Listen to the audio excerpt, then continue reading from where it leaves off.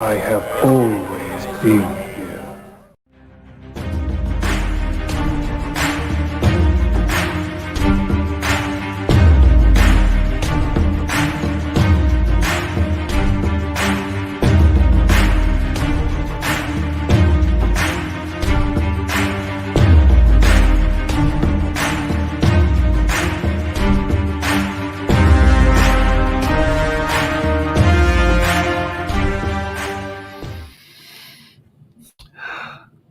Good evening, ladies and gentlemen, geeks, nerds, ambassadors, Poindexters everywhere, and welcome to the Ambassadorial Wing and a Wednesday night Ambassadors review. And hope you all are having a great week. We are halfway through the week. It is hump day. It is Wednesday night. And as always, Marvel has dropped another episode of What If. And tonight, we're going to spend a little time going to give you all my thoughts on this newest episode of What If. We're going to also be talking about the new trailer for Spider-Man No Way Home. And I'm also going to be giving you all my thoughts on the trailer that dropped about a week or so ago for the other Marvel offering coming up with the Eternals. And want to thank everybody that's tuned in tonight. I know I don't always go live on Wednesday nights, but I've had a pretty good week and everything. It hasn't been a bad week and everything, but I was like, you know what? Hey, I got a wild hair up my butt today. I got home from work, talked with the missus for a little while and everything, had dinner and watched the new episode of What If, and it was good. It was really, really good. And to everybody that's in the chat, either whether you're lurking or whether you're chatting it up. Appreciate you being here. And Marcus Cruz, my fellow Marvel fanboy. Marcus, good to see you, man. Thank you for being here tonight. And Marcus, I know I give you a little grief sometimes when I do my streams and you are always coming in with your Marvel stuff. But I want you to know, Marcus, I appreciate you being here. Always do. And I appreciate you being here tonight. So, but yeah, this newest episode of What If, it was solid. It was good. And just a heads up, I know it dropped today, but if I'm going to be doing a review, there will be spoilers for this. So just a heads up now. So if you don't want this new episode of What If spoiled, tune out now. Just a heads up now. I will be going into the spoilers for the new episode of What If. But that being said, make sure you smash that like button. Share this out with all your friends who are Marvel fans or just members of the Ambassador Wing, and tell them, hey, Ambassador's live right now. And he doesn't always go live on Wednesday nights, although I have a little bit the last couple of weeks. But anyway, that all being said, let's jump into Marvel's What If. Now, this is obviously episode 3, and this is titled What If Earth's Mightiest Heroes Fell? And I have to admit, I did not know what this episode, I did not have a heads up in advance of what this episode was going to be about. I didn't know if we obviously the first two, we got with Captain Carter and we got with, oh, for heaven's sakes, I'm drawing a blank. What was episode 2? Damn it, what was episode 2? Oh yeah, T'Challa. What if T'Challa was Star-Lord? Duh. Getting slow in my old age. But anyway, this episode was what if the first team of Avengers were killed? And I have to admit, this episode had me guessing, like, who the hell is doing this? Who is killing off the Avengers just as Nick Fury is starting to recruit them? And I was like, who's doing it? And as the episode unfolded, I was like, are they really offing each other? And I'm like, no, it can't be. It can't be. But I have to admit, this was a really good mystery whodunit episode of What If. I mean, this was essentially like a murder mystery set in the comic book universe. And I'm thinking, you don't get those very often. And I think them putting a story like this in What If was actually a really cool move. It was an interesting story for the simple fact that you very rarely get a whodunit. You'll get maybe like a spy thriller, like with Captain America and the Winter Soldier, or any of the other Captain America movies, and so on. But you very rarely, if ever, get a murder mystery. And I did enjoy this episode. I was in on the story from the jump. And also to the chat, Blinded Braille, Blinded, I think this might be your first time here. I know you are from over in Mad Max's neck of the woods, so I appreciate you tuning in tonight, and I hope you're having a great night. And thank you for being here. So, and yeah, the twist was good, but it needs some more hints and clues. Yeah, I don't think that could have necessarily hurt, but that's the great thing about a good who done it, about a good murder mystery. And you have to kind of pay attention to what's going on with a good murder mystery. Something I will reference here, and something you all may be familiar with, and some of you may not, and that's okay, is the movie Clue. Obviously a cult classic of the 1980s with Tim Curry and just so many other characters or anything. I can't remember the entire cast of Clue, but it's more of a comedy. It's a spoof of a murder mystery, but at the same time, it was good. So, but I really enjoyed what they did with this episode of What If. And I did mention, I for those of you that follow me on social media, I told you I'd be dropping the link in the chat, and I will be doing that here in a few minutes. But I just want to kind of get my initial thoughts out before I start letting people in. And also to the chat, Tim Possible, Tim, good to see you. I still got to watch what I've got to still watch What If, waiting on the Matrix 4 trailer to drop. Tim, I do understand. And hey, Tim, like I said, if you don't want any spoilers, I suggest you click away now, because I am going to be going into detail about this episode. So if you don't want anything spoiled, you're not going to hurt my feelings or anything if you click away now and everything. But Tim, good to have you here. And George, good to see you, bud. It was good. No, but not my favorite episode. I prefer the first two. I was worried it would come across as a character bashing for the culprit, like a fan fiction, but luckily it didn't. Yeah, George, I have to agree with you on that one, man. I really do. I'll bring up Blinded Braille's comment here. I would say it was the best premise so far. Yeah, I mean, as all of you know, I have enjoyed I enjoyed the first two episodes of What If. I think the stories they told there were actually really, really good.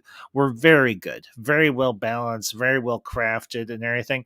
But Blinded, I do understand what you're saying, and yeah, Tim, hey, I understand, man. So I don't want you being spoiled and everything. So go check out the episode, and then if you want to come back, and if I'm still alive, which I'll be going for a little bit tonight and everything. This won't be a super long stream because I do have work in the morning, but I want to go. I wanted to go live for a little bit and talk with you all about, well, like I said, What If and Spider-Man No Way Home, and also the Eternals. So, because I really haven't had a chance to, well, obviously we just had the trailer for Spider-Man No Way Home drop and everything, but I really haven't had a chance to give my thoughts on the newest Eternals trailer that dropped a few days ago, or about a week or so ago now. But yeah, anyway, and but getting back into What If, the one thing I will say, and they've gotten a little more bold with this, and I kind of like it, is seeing the outline of the Watcher in certain scenes throughout each episode of What If.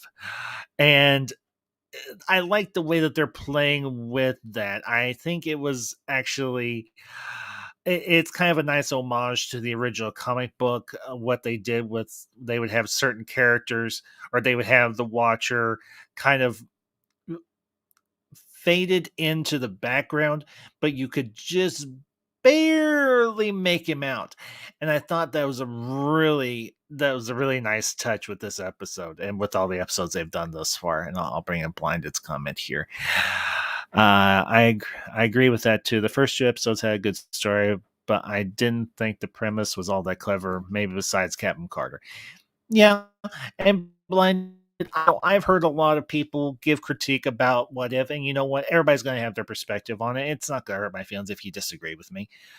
But the only thing I ask, and if you're gonna if you're gonna give me an argument for why you don't like it, give me a good crafted argument as to why you didn't particularly care for it. Just don't come in and say, well, it's garbage, I didn't care for it. Tell me why. Build your argument. And we can go from there. And to my good friend from across the pond, the one and only Yvette Diavol. Yvette, my dear, good to see you. Thank you for being here this morning, or for me, it's tonight. But Yvette, I don't know if you follow Marvel at all, or if you're just here to be cordial and show some support. But hey, Yvette, I appreciate you being here, and I hope this is the kickoff to a good day for you. So, but I'll bring up just George's comment here. Hang on one second. Spoiler alert: How the Hulk dies really caught me by surprise, even for an anime show that I'm thinking is PG-13, but not for sure. Yeah, George, that was actually, I won't lie, that was actually a really interesting way the Hulk was taken out. I'm like, it's almost like what would happen to the one girl in Willy Wonka and the Chocolate Factory that got turned into a blueberry if she didn't get juiced. I'm like, holy crap, he looks like he's about to burst and all sorts of green ooze, but he doesn't explode all over everybody. He just kind of turns into a big green cloud, essentially. So, and I'll bring up Blinded's comment here one second. Sure, I can give you structured arguments. Hopefully, it's a little hard with these YouTube comments, but I'll try. Yeah, Blinded, I do understand. Believe me, I get it.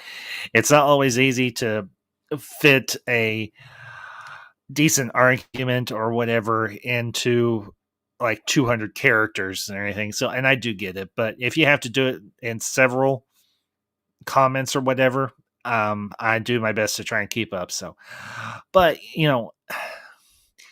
the thing I will say about this is I like the fact that this episode was centered around Coulson and Romanoff, Natasha and Fury. But I did. Now, here's the crazy thing. And you know what? Give me just a minute. I'm going to say this, and then I'm going to drop the link in the chat. So hang on one second for those of you that might want to join me. Hang on. The thing I will say is, for a little while there, I almost thought Coulson was the one that was doing this. I'm like, maybe Coulson wasn't everything that he appeared when we saw him, or maybe considering this is a what if, maybe Coulson is the bad guy.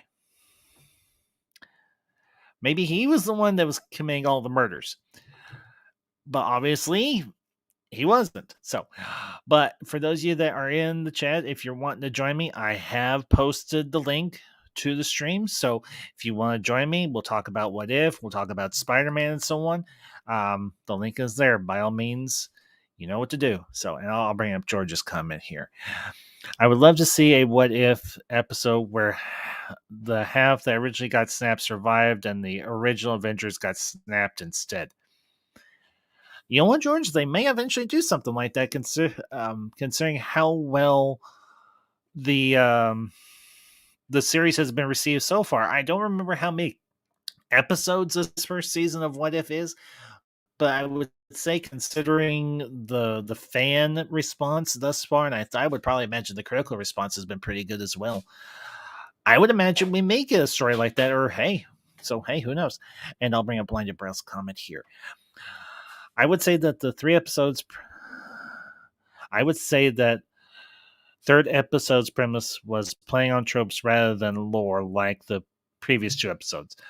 There was actual consequences for the changes, like Loki taking over the Earth.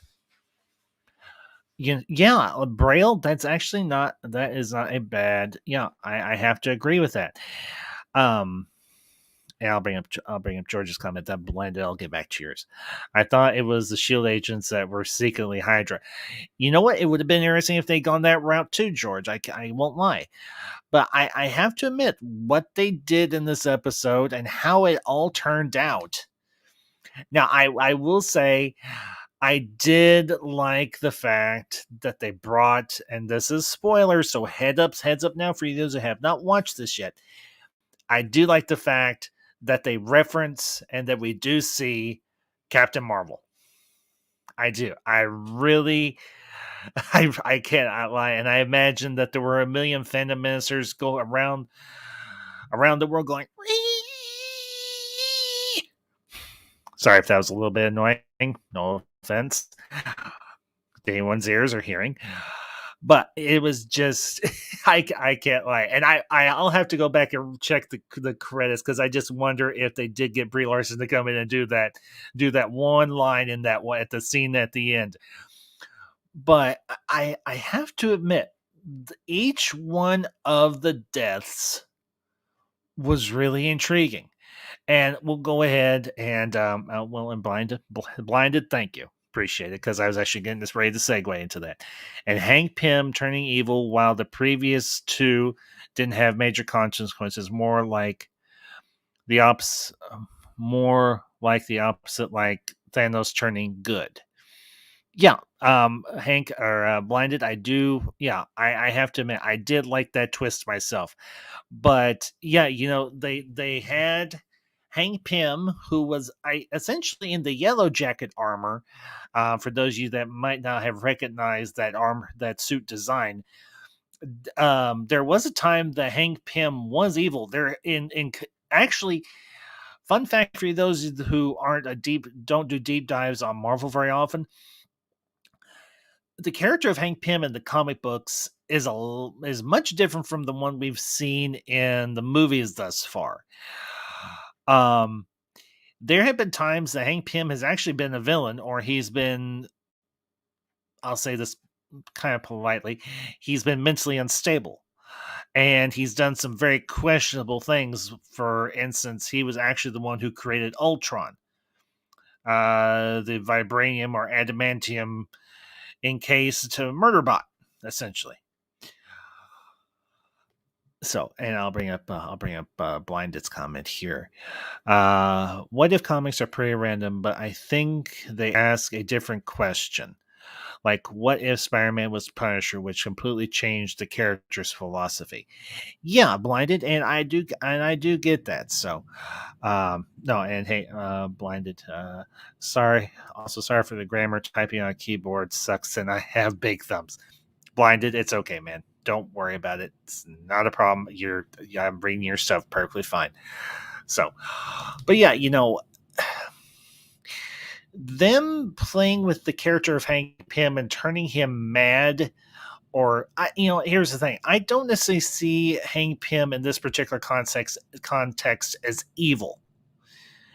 He is obviously still grieving the death of his daughter, Hope Van Dyne, which we know in the Marvel continuity would go on to be the second Wasp, much like her mother, Janet Van Dyne, or Dyne, excuse me. But in this particular universe, Hope dies, and he blames Fury for that. And unfortunately for the people of Earth, he unintentionally kills Thor. Now, we know who Thor is because obviously we've watched all of the Thor, all of the Infinity Saga movies thus far. And I have to admit, I did not see that particular twist coming either, where Loki comes with the armies of Asgard and he eventually It takes over Earth. He subjugates it. Although here's the thing that I did find, like I mentioned before at the end of the episode, Fury said the Avengers were an idea. Ideas don't die. People might, but ideas don't die if people still believe in them. And clearly, him and Coulson still believed in the idea for the Avengers. And of course, we do have Captain Marvel. And let's be honest, I would love to see a throwdown between Captain Marvel and Loki. I think that would be a really interesting fight. No, and you know what? I also find it interesting that Odin doesn't step in and stop Loki unless this is during the time when Odin is in the Odin sleep and Loki is doing all of this, doing all these shenanigans without Odin's wherewithal about it. I mean, I don't think this at this particular time Loki would not have killed his mother, would not have killed Freya, because there's still that bond there, and we see that bond obviously in Thor: The Dark World. But anyway, I'll bring up Blinded's comment here 1 second. Yeah, definitely not evil, more like tragic hero. Was a nice touch to make him Yellow Jacket like the comics. Yeah, Blinded, I have to agree. And at first I was like, wait a minute, I recognize this suit, but then I had to think about it. And then when he had the extra arms on the back that shot the lasers, I was like, that's the Yellow Jacket armor. That's not a different version of the Ant-Man armor. So, and games, movies, and comics R Us. Good to see you, bud. Appreciate you being here tonight. Hope you're having a good week. I decided to go live tonight because I've been wanting. It's not been a bad week. It's actually been a pretty decent week. Just a little brief segue, and then I'll get back on topic. Want to let you all know that I gave my notice at my current employer. I gave my 2 weeks notice. I actually got a new job. So for those of you who know, the last 5 months have been very, very rough. Mother Ambassador was in either the hospital or physical rehab, and we finally got her home this past week, and she's been on her own, and she's been doing good for the most part. And the job I'm currently at, it just wasn't a good fit for me. I am currently, at least for 2 more weeks, I'm working at a hospital as in the hospital kitchen. And I've been working since I was 18. And it's very rare that I get burned out on a job, but this job has been so damn hectic and so damn rough.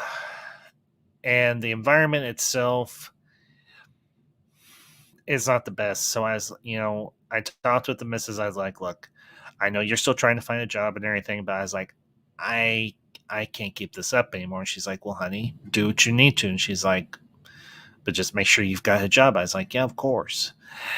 And you all may call me a sellout. Y'all may think, well, the ambassador's just a corporate shill or whatever.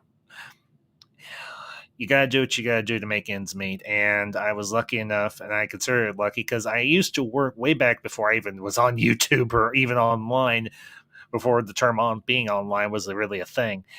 I worked in retail, and I'm actually returning to that field. And I won't lie to you all, I'm actually kind of happy that I am.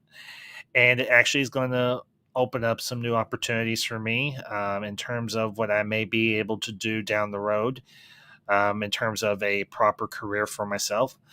But it also opens up some opportunities for the channel that I haven't been able to do for a long time.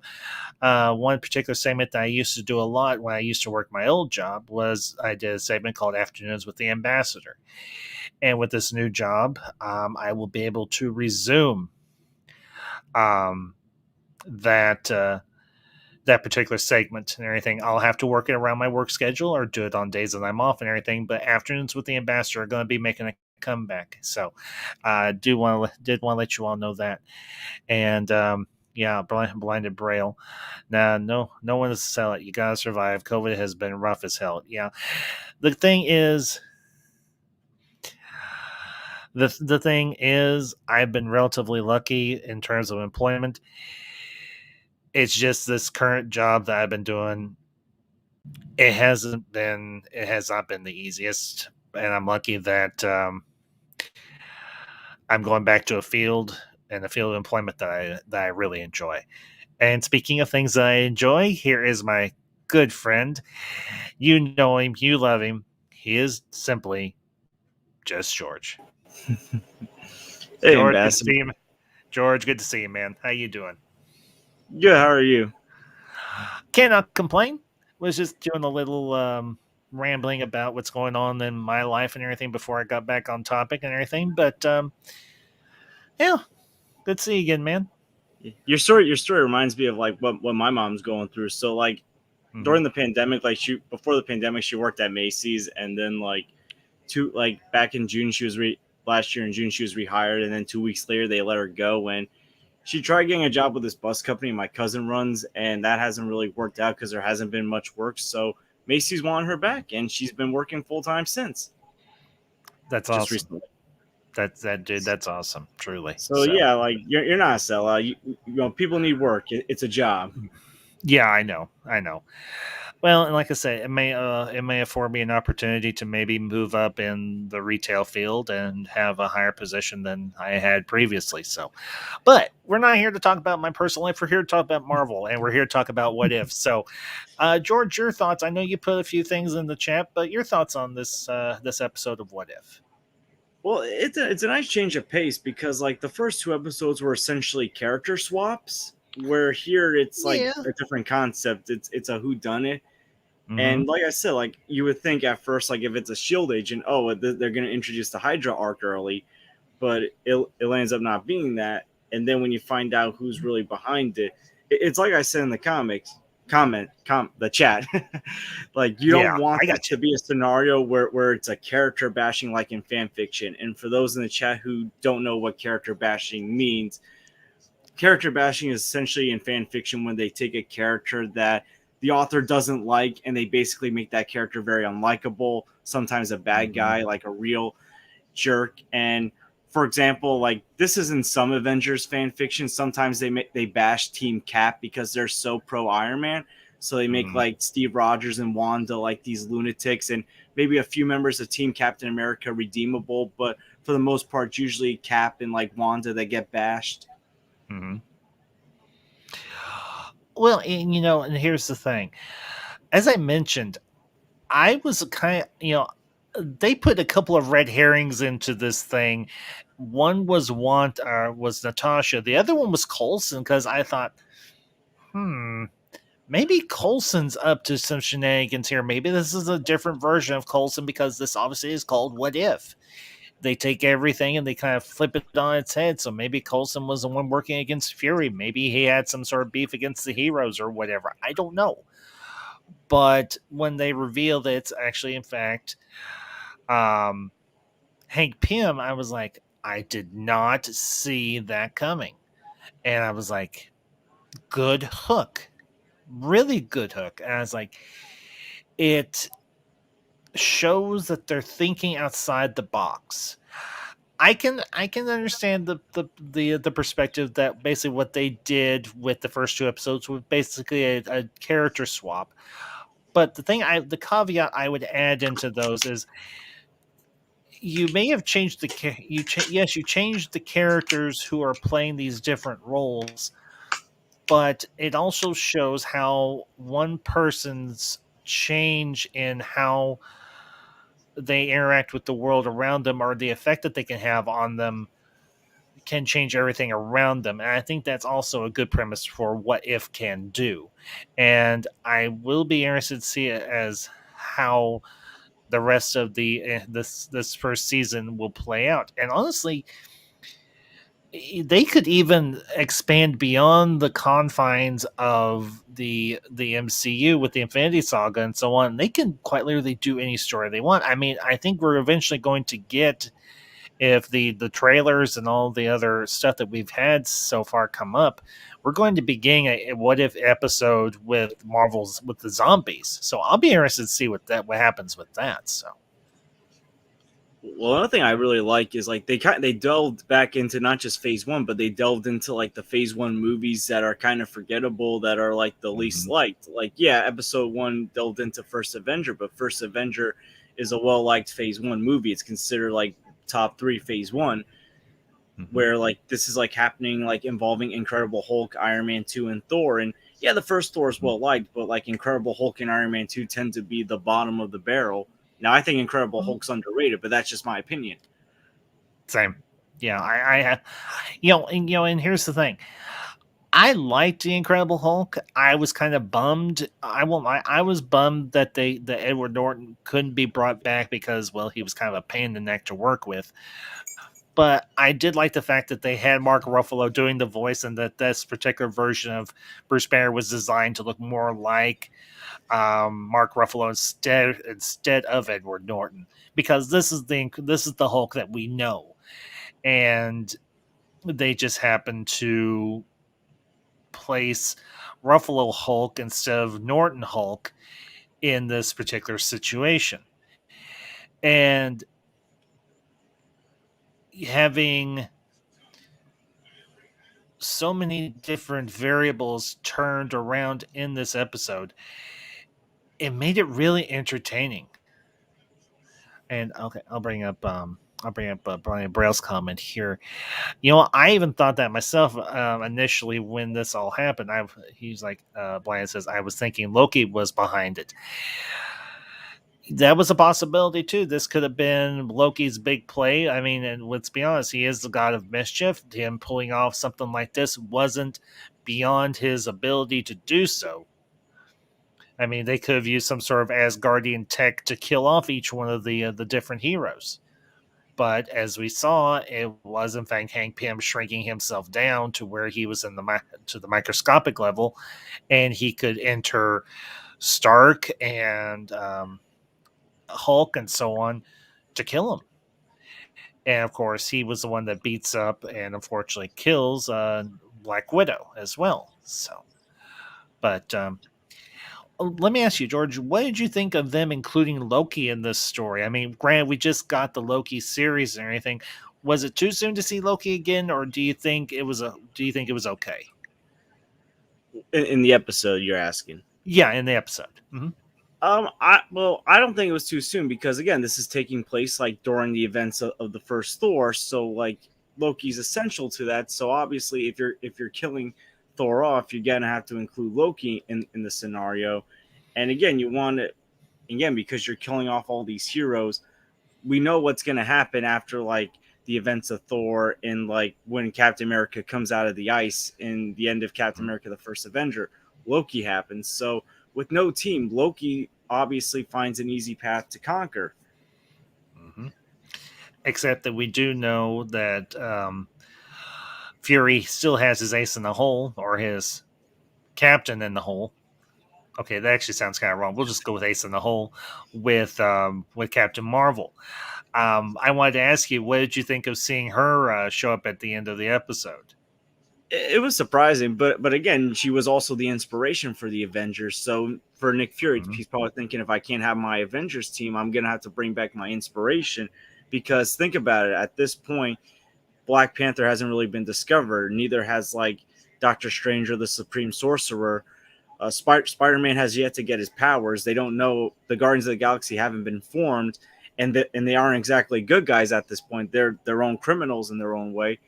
Mm-hmm. And obviously, like, because Hank Pym goes bad, like there's no Ant-Man to help as well. So he doesn't really have much choice other than to go to the one hero that, after watching Captain Marvel, knows was around in the 1990s. Mm-hmm. Very true. Well, I mean, obviously, the first phase of the Avengers takes place in what would be the early 2000s or so and so on. But Yeah, honestly, like I said before you came in, George, I'm gonna have to go back and check the credits because I just wonder if they got Brie Larson to come back and do that one line of dialogue. I I mean, would love that just to trigger people.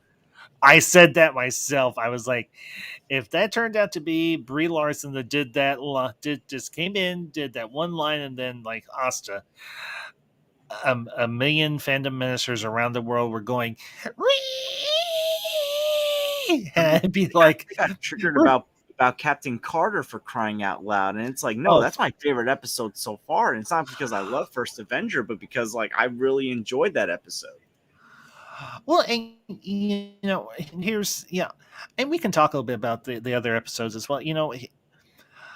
I know I've done reviews of both of them, and I've had a chance to go back and watch them. I usually watch everything at least twice. I've only watched this episode of What If once, but I was like, I want to see if this is worth a rewatch, and I have to admit, it was. It was worth a rewatch. I enjoyed it just as much the first time around as I did, and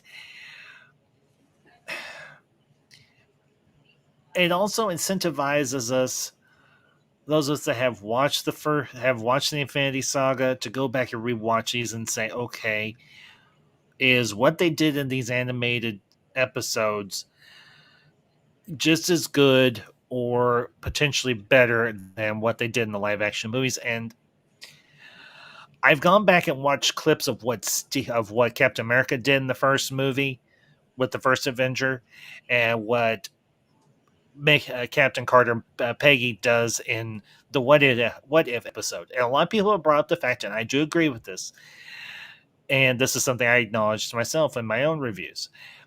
She had more formal military training than Steve had, and seeing her do what she did, she could think more outside of the box strategically than Steve could. He was more of the, I don't want to say grunt, but he was more of the charge in, guns ablazing type, where could be more covert, although she, in this particular episode, wasn't very covert. She's like, I'm usually more covert than this, but she just kind of enjoys it. So, George, I think you're gonna chime in, so go ahead. But yeah, but also like Steve Rogers has like a heart of gold essentially. So like Oh that's yes. why he was picked in the first place, because even though he was so scrawny, because he was like a good man, like he basically had what the doctor wanted in a super soldier, someone that had that good pure heartedness. So even though Steve wasn't a soldier, because like he did what he felt like was always the right thing, even if people disagree with, that's why he was picked. Like in Falcon and Winter Soldier, remember Zeno said there's never going to be another Steve Rogers. Yeah, exactly. And we have a familiar face to the ambassadorial wing. You know him, you love him. He's the one and only LDG of Geeks Enjoyed IT and Geeks Enjoyed Nerdotica. LDG, good to see you, bud. LDG. Where's LDG? I love that guy. We all me, love Kratos. LDG. You know? God of War? Yeah? What's going on? Great. Good to see you, man. How you doing? Good? How you doing? I figured I'd pop in and say hello. Hello. What's going on? What's the topic tonight? You are talking about the new episode of What If, and also we're going to be talking about Spider-Man No Way Home, and going to be doing a little discussion on the Eternals. So it's kind of a marvel. Sweet. It's a marvelous stream tonight. How did you like the? I didn't see it yet, but it's fine because I don't believe in spoilers. How did you like the new episode? Was Avengers dying or something like that? Yeah, actually, it was really good. It's essentially it's a what if or a who done it, or rather who. I hope it's a what if. I mean, yeah. Okay. Yeah, if we got like Pokemon, that would be like scary. It's a who done it. It's a murder mystery in a manner of speaking. Oh, nice. Yeah, it was actually really cool. Very nice. There were several twists I really enjoyed in the episode. We get an appearance by Loki. We get an appearance by Betty Ross and Thunderbolt Ross as well. So I have to admit, it had some interesting twists and turns, and you finally, when they do the final reveal of who's killing it, you're like, well, damn, that makes sense. No, And it actually turns out to be something that made sense. Yeah, That's a first for What If. Yeah. All right. So, I but mean, seriously though, I mean, that's my only thing about the first 2 episodes. It didn't make much sense. So it's glad to see something made sense. That's good. well, as a wise man once said, the truths that we cling to depend greatly on our own point of view, and we all have a Yeah, different point of view. So exactly. but anyway, But no. Was it more of a like lights out and someone died, or did they actually have like some cool battles? it wasn't so much battling per se. It was all essentially assassinations. Backstabbing, assassination, stuff like quick deaths. Okay. Well, let me just, being you don't believe in spoilers, I'll tell you. Hank Pym Oop. is the killer, but Okay. he has a very interesting motivation. It's essentially a revenge plot against Nick Fury, because he believes that Fury was responsible for Hope Van Dyne, him and Janet Van Dyne's daughter dying during a mission for Shield. So he wants to kill all like his dream. Well, yeah, he wants to kill his dream of creating the Avengers. And here's the interesting thing: Loki shows up partway through the episode, and he's like, "You have killed the crown, the prince of Asgard, my brother Thor." He's like, either you hand over the killer, or I turn this. Well, to quote him specifically, I turn this planet to ash and ice.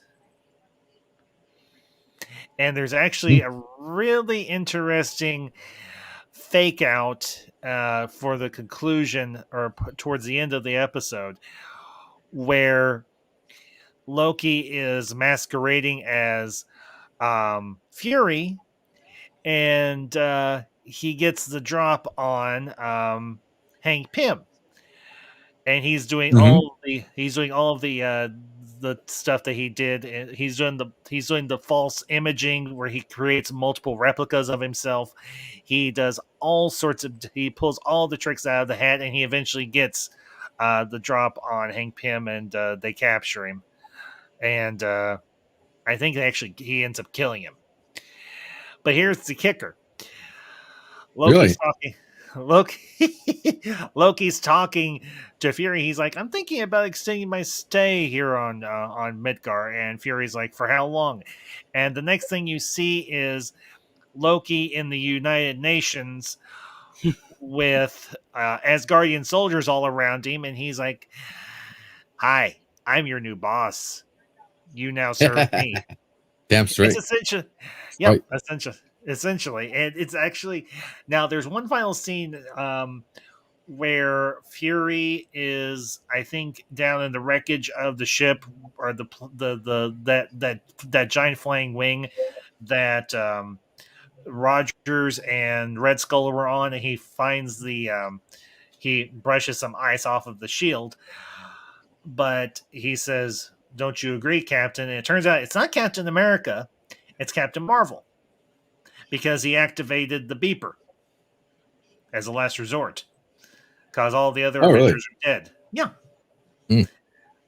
It was actually, I have to admit, it was kind of a cool fake out, because when you hear him say Captain, you kind of expect, he's there with the shield, and you're like, well, maybe it is Rogers, and nope, it turns out to be Danvers.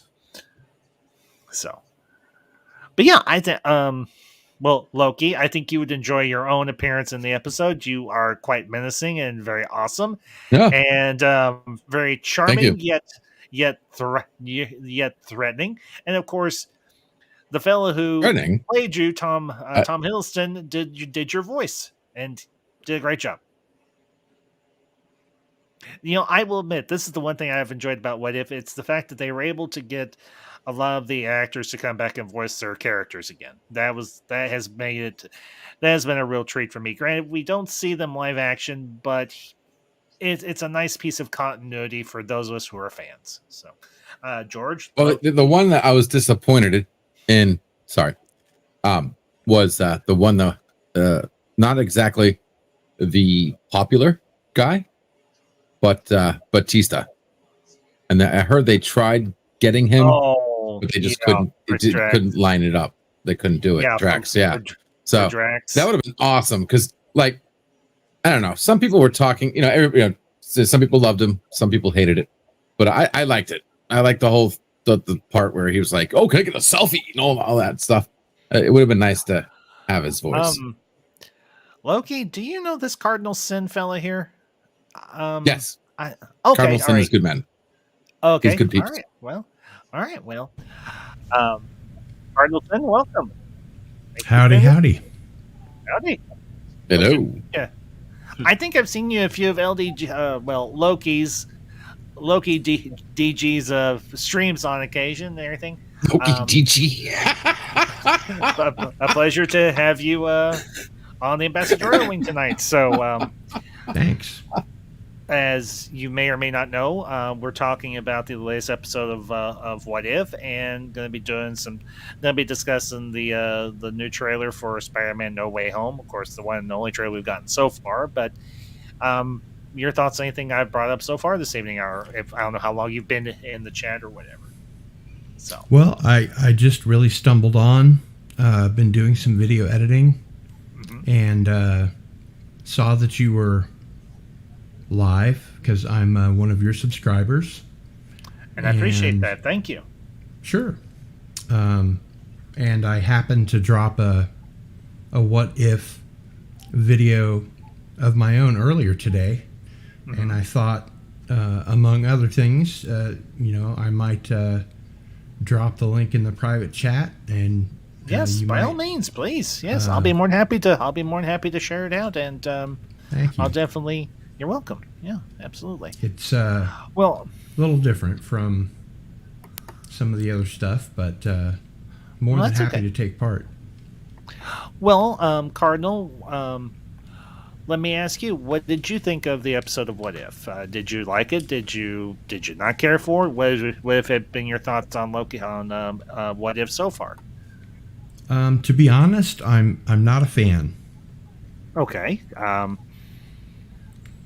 Care to, by all means, what's your critique? Why? I'm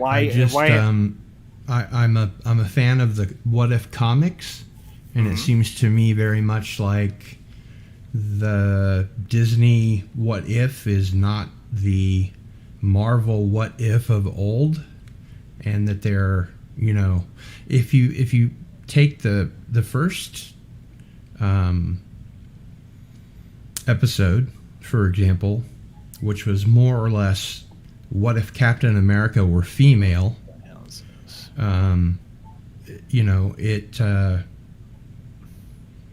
it just doesn't seem like, the Stan Lee, Jack Kirby what if. It seems like it's kind of pushing that agenda, if you know what I mean. Hold on one second. Got a troll in the chat. Yeah, I was wondering, like... Got a troll? Yeah, this drill sergeant 666. Just, yeah, already working on it. Done. Very simple. Yeah, report him. You're not a real YouTuber until you get them. Yeah, yeah, I know. But I very rarely ever get them, thankfully, so... And hail to Yvette. I was trying to give you a compliment, and he's like, I mean, it could be worse. You could be getting the Walter Hamada troll that Max gets. Oh, Lord. But he's actually funny. I will say that. At least he's funny. This, like, I'm like, what's this in your chat, like, all of a sudden? I have no idea. Like, at least, like, Hamada, I can joke around with him when I'm in Max's chat. Yeah, this is just a rando. Well, and Cardinal, I do understand your critique, and I can't say that it isn't without merit. I read the What If comics myself, and I get what you're saying. And you seem like you're kind of a purist when it comes to Marvel comics. Would that be an accurate description? Yeah, I mean, I grew up on Marvel, and just everything that Disney has done with Marvel on Disney Plus has been it's left me wanting. Let's put it that way. Okay. Well, look. I enjoyed The Mandalorian for what it was, but after WandaVision, I just kind of lost interest. They don't really seem to have the same oomph that they used to, and I see Stan Lee is here. That's pretty from the incredible. grave. I just had to. Disney's screwing everything up, so I had to come back and set them straight. But I hear what you're saying there, and if you guys love it, again, just because Ambassador is the man. I mean, if you love it, you love it, right? So nothing against that. No, but I'm also there. I think that this has been Disney-fied crazy. Like it's lost its taste. Here. It's like Haagen-Dazs or KFC from the 90s. It doesn't taste the same. You know what I mean? It's just different. And it's the kind of different that if you're watching for the nostalgia or you're watching for the continuation, you know what I mean? Just understand it's not the same Coca-Cola. It's not Coca-Cola Classic, okay? It's the new stuff. And you just got to accept that. Now, and like I said, I watched like Loki, for instance. As long as you turn your brain off and you don't want to actually scratch and sniff, it's enjoyable. As long as you don't try to read too much into it. Same thing with the what ifs. But have you read the what ifs, Ambassador? Yes, the actual what ifs. Yeah, do you see a difference at all? Like, do you see how one was like it took an event and changed that event. It didn't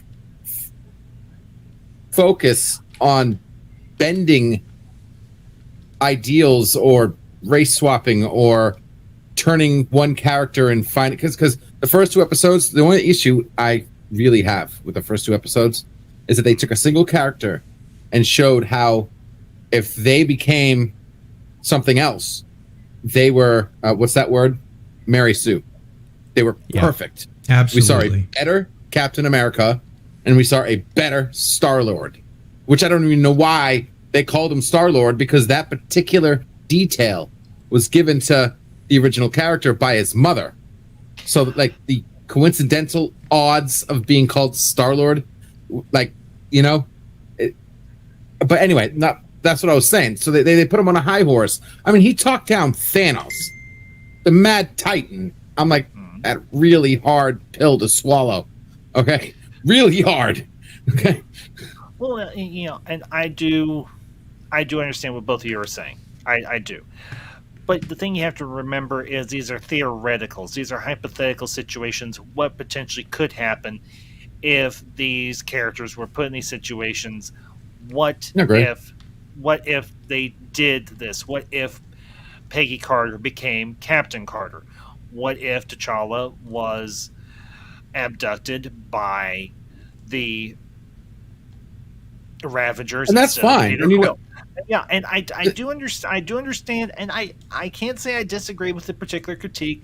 What are the odds that he would be called Star-Lord himself when it was in fact Peter Quill's nickname that was given to him by his mother on her deathbed? I get that. And the fact that it's a clue to his parentage, the fact that he is the child of a celestial being, a cosmic being out in the Marvel universe of ego. I get that. I get all of the things that you're saying. And I'm not saying I dismiss them, but for me, they're not a deal breaker. That's the thing with me. I have to ask the question, is what y'all are saying a deal breaker? Do I relate to what you're saying? Of course I do. I can understand your criticism of what you don't like about these different series and so on. But for me, I have to ask the question: is this a deal breaker for me? No, it isn't. And it's not because just I'm a Marvel fan and everything. I look at this with a critical eye, not just the eye of a fan as well. But I have to understand. I completely agree with you, man. Yeah, the thing I have to say is these are adaptations. They're not going to be a one-to-one of what and they don't have to be a one-to-one. I want them to be one. Yeah, that's. But, I know a lot of people say that, I don't like that comment because I don't want one-to-one. I want new stories just like you. That's what I was saying. My only issue was they turned him into a Mary Sue. I wanted to see some conflict. I wanted to see. I mean, he literally became Star-Lord and fixed the universe. I mean, everything was perfect. People were bowing to him. He talked down Thanos. I mean, which like, really is more of the same of what Disney has been doing. Look at Star Wars and Rey. She's a Mary Sue all the way through the sequel trilogy. They don't know. They don't know what to do. Without a Mary Sue. Here's the argument I would give you both. T'Challa, I do not see as a Mary Sue or a Gary Sue either way. The thing you have to understand about T'Challa is he was raised a prince. He was raised with a lot of advantages in terms of education and experience and for a very minor thing, combat training and so on. His mind has been developed just as much as his fist has. So I think the hypothetical situation in which they place him, where he is able to talk Thanos out of committing intergalactic genocide in this particular context, is not that far-fetched. It's random. Yes, I will say this. I am glad that they got Josh Brolin to come back and reprise his role as the voice of Thanos, because obviously, while he was there in the physical space, he probably did voiceover work as well for the role and everything for the 2 movies that he portrayed Thanos in. And obviously the 3 movies, because he actually had a cameo appearance in Guardians of the Galaxy Volume 1. Right. But it isn't as far-fetched if you remove the shackle of saying, well... But here's the thing. What if T'Challa talked Thanos out of the snap that, removes 50% of the beings in the galaxy? Isn't a real what if. A real what if is, what if Ben Parker's nephew was Galactus? That's a what if. If I may add to that real quick, I think the point he's trying to make, and I want, my opinion on it is the what if was, how do I say this? It was a pivotal moment gone different, not a random event like T'Challa deciding to go walk and he gets abducted. It was like, what if Silver Surfer grabbed the Infinity Gauntlet? There was a moment where everybody was racing for the gauntlet. That was a pivotal moment, right? Yes. And we didn't know who grabbed it until we found out it was Nebula, right? So what if it was Silver Surfer? They did, you know what I'm saying? And I talked about that particular when they started this series. Love that one. Oh, it's my favorite. Yeah, I do too. And as I say in the video that I dropped today, I put the link in the private chat. What if Silver Surfer hadn't escaped Earth? That's a real what if story. Yes. The consequences are completely different. There are consequences, and like Stan Lee is saying, I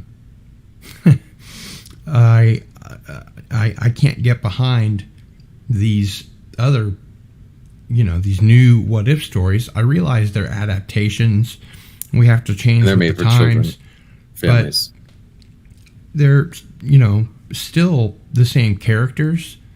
I don't want them to do a carbon copy of what they did in the comics, but they could be a lot more imaginative and not be Not played so safe. predictable. Yeah.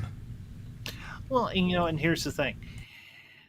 This is the Marvel Studios' first real foray into an animated series of this type, even though it's an anthology type series. So I understand what both And it of has you a are lot saying. of promise. It does. So I say to you both, I respect your critiques. I'm not going to invalidate them. It's not my place to do that. You have your perspectives. I respect that fact. I say give them a chance. See what else they can do. I mean, this is just the first season or the first 3 episodes of a season that's, I think, at least 9 or 10 episodes long. And I would wager that, considering the reception that the series has gotten thus far, there's probably going to be at least a couple more seasons. It may become an ongoing series just in general, to be honest with you. I think this might be the only one that actually has, well, besides Loki, might actually get a second season. Yeah, I would like to see that. Loki is supposed to get a second season. Now, I will say this. In terms of the other Marvel live-action series that they have done thus far, I'm okay if WandaVision is a one-off. And I'm okay also. God. Yeah, I know. I know. You had your little... I hated that one. I thought it was great. But I will say that I thought it was mostly filler. As a screenwriter myself, I thought that it could have been done as a feature film. It's just a 90-minute show. They had several episodes that could have been left out. Wasted potential. Yeah, that's what WandaVision was. And I thought it was very entertaining, but that's me. It was until the ending just soured the entire thing for me. I would have loved. I mean, just imagine this for a second. And I'm sorry if I'm going off topic for a second. No, you're fine. Episode 8, when she said, "Let's watch some reruns," right? Mm-hmm. I was praying that she was talking about going back to the first 3 episodes and seeing what really happened. Oh, that would have been awesome. Version of all those moments where Wanda went crazy and something happened, like the guy choking and the chick with the radio blowing up, and all those scenes were said the scene where they were at the, what do you call it, the talent show, and seeing what really happened, and that would have brought it so 360, right, and made connections where you say, I missed that. Oh, I missed that. Oh my God, that all that would have been really cool. Now, but instead of saying, you know what, all 7 episodes were just in your mind. None of it was. It was purely just for you to watch and forget. Disingenuous and disappointing, and also there was no reason for the military to be there. That they just, that whole thing was just wasted potential, like you said. Yeah, well, I understand. I understand why Sword was. I understand why Sword was there, because this was a threat not just to the people that lived in Westview, but this was a potential threat to everyone in that vicinity as well. And potentially, we don't know how far reaching the ramifications for what Wanda was doing could have been. Now, obviously, we know that this is going to lead into Doctor Strange and Multiverse of Madness.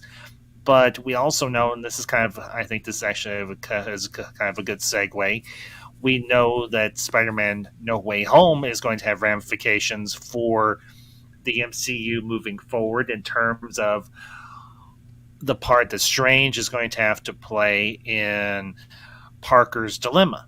Now, I think it's interesting that, in the new Spider-Man movies, the Sony movies, that Tony Stark sort of plays a mentor, and now Doctor Strange kind of plays a mentor. It's an interesting idea. I'm looking forward to the film. I just hope they, are able to bring the Silver Surfer and Spider-Man back into the MCU? Well, the thing is, I don't think we're going to see Silver Surfer in this movie. I don't think he's. I think we'll probably see him down the road when the Fantastic Four is introduced. Yeah, not in this movie, but yeah. down the road. And Spider-Man also, belongs in the MCU. But back to the what if. It's what you said before, Ambassador, is right on the money. I'm You're a purist. A purist, a Marvel, I respect Boy Scout, old school collector. I respect that. And the I What If too. magazines, the comics were really playful and intelligently, put together. They were storytelling that was of a high caliber and wasn't, a Mary Sue or any kind of Tony Stark now, or any kind of agenda driven, kind of thing. And it really seems to me like this is. And that's disappointing. Honestly, I don't. With all due respect, Cardinal, I don't share that perspective. I don't see this as agenda driven. I see this as story driven, and for me, these are stories that have engaged me, that I have enjoyed, and I do share the perspective, at least in part, because I've kind of moved past that whole situation. The crafting of the sequel trilogy, and this is something I'm not going to rehash because it's been rehashed to absolute death. To death. But I do agree with the assertion that the newer characters and some of the legacy characters were badly written, badly crafted, and badly just handled in general. And it was sort of the impetus for my own. I don't know how you feel about fan fictions, if you think they're tripe or if you think there's something of merit. It depends on the fan that's doing the writing, Hi, Yeah. I'm the fan. I'm the fan doing the writing. I am a Star Wars. I am a hardcore Star Wars fan. Have been since 1985, and up until this day. No, when you say which one was the worst? Real quick, sorry, just want to make a small point. The Star Wars trilogy. Which one are you that you're saying was done wrong? Was everything that you're saying? Of the sequel trilogy, or which trilogy was the worst? Well, which one you're just talking about? How they wrote it wrong. They the quality of the work was wrong. Like which one struck out the worst on those points? Well, it's okay. I will say this, and I can qualify this, and then we'll move along. Yep. The Force Awakens, I can watch isolated just to itself. Because there are parts of it I did enjoy. But after that, and this has nothing to do with any prior associations or former or other opinions that I had, I formed this pretty much on my own. The Last Jedi and The Rise of Skywalker were, from my perspective as a Star Wars fan, horribly bungled. And they were done by people who did not know what the hell they were doing. Okay. So and they were all I'm saying is that's exactly what we're saying about Marvel, and I respect it. The movie was good. I've seen The Last Jedi. It wasn't bad. If it was named another movie, it'd be a decent movie. But it's placed in the Star Wars universe. It's Star Wars, exactly. And we're saying that exact same thing about the What If series. Yeah. Right? And if it was named anything else, it'd be a great cartoon. But it's What If. It's Marvel. That's what we're saying. And we're used to those people don't know what the hell they're doing. High standard of filmmaking with Marvel.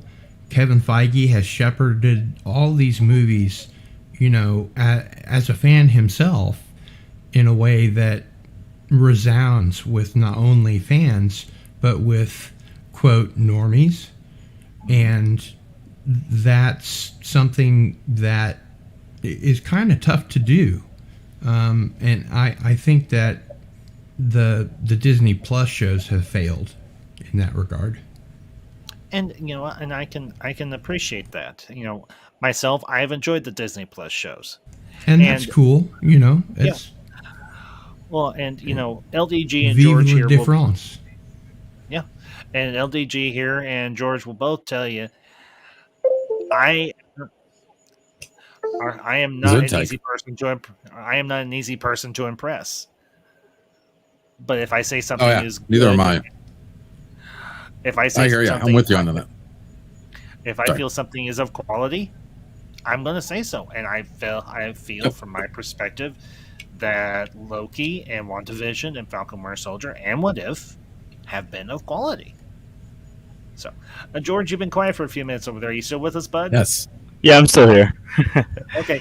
George, your thoughts on anything that me or Cardinal or Mr. Stark down here have brought up thus far? I mean, I get the concerns with like the shows and all of that, because I actually was having concerns with What If after the first two episodes. I enjoyed the first two episodes, but as I said, like episode 3 was kind of like a breather of fresh air, because the first two episodes were essentially switch arounds, role switches, where Yes. here you have like an original concept.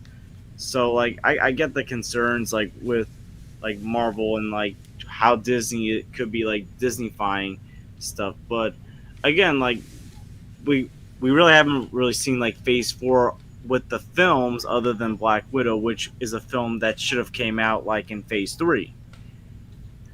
Facts. Yes, I have to agree with that.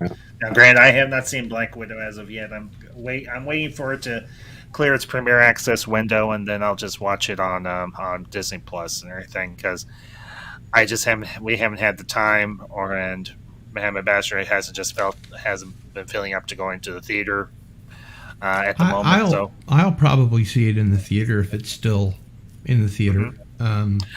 I would like to, if we have the time and everything, for sure. Yeah. But right now we don't have the time. So, but the thing I will say about them moving forward, I have been impressed by the Shang-Chi trailers I have seen. I will say this: they have drawn my interest. Me the too. same is true.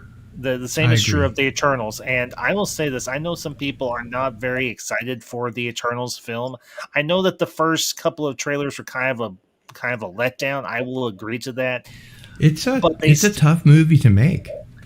Yes, because this is a group of characters that even the most hardcore of Marvel fans are going to are not okay. Well, This yeah, is we're top tier. We're talking S level characters here. Yes, Which they are. Thanos should have been, and you know how they did that one. Any celestial characters are difficult to pull off correctly. Yes, And I'll be interested to see how they do it. I think Shang-Chi will be a really fun movie. I'm Yes. looking forward to that. But Yeah, so am I. I'll watch as it. far Definitely. as What Hoping to If see some goes, Galactus. I think they kind of dropped the ball.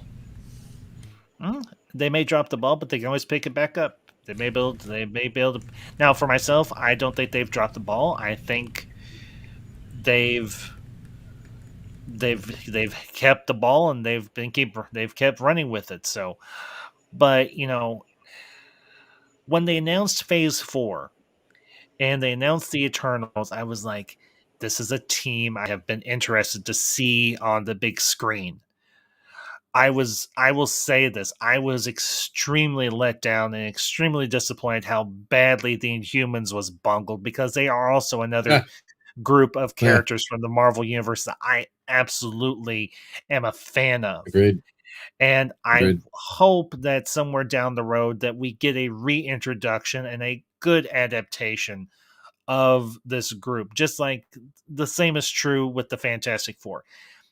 I think I'm gonna do maybe one or two streams down the road where I'm gonna talk about Marvel before the MCU, and I'm gonna talk about all of the different movie franchises that have been done in the Marvel Universe, and that includes the Fantastic Four films. And no, I will not talk about the Josh Trank one because there is nothing redeeming about that movie I whatsoever. think that's a wonderful idea. I am going to probably do stuff on the Sam Raimi films because there are parts of Spider-Man 3 that I actually thought were actually very good. I mean, the first two I think are two of the best superhero films or comic book Ever. films. Yes, most definitely. Yeah. I'm Yeah. going to talk about Blade. I did the stream a few months back. George and LDG, I think you were both there for that one, where we just spent like 3 hours talking about nothing but Marvel. Yeah, I Well, remember wanna that talk- stream.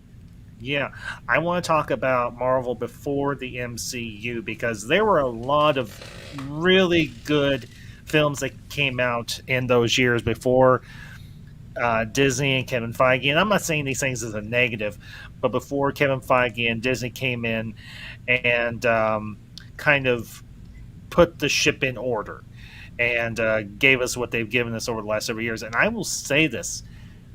I have enjoyed the MCU. For me, as a fan of Marvel Comics and just comics in general, this has been a treat. And I, for one, I'm happy with what I have gotten, and I am I am interested to see what they're going to bring for us down the road.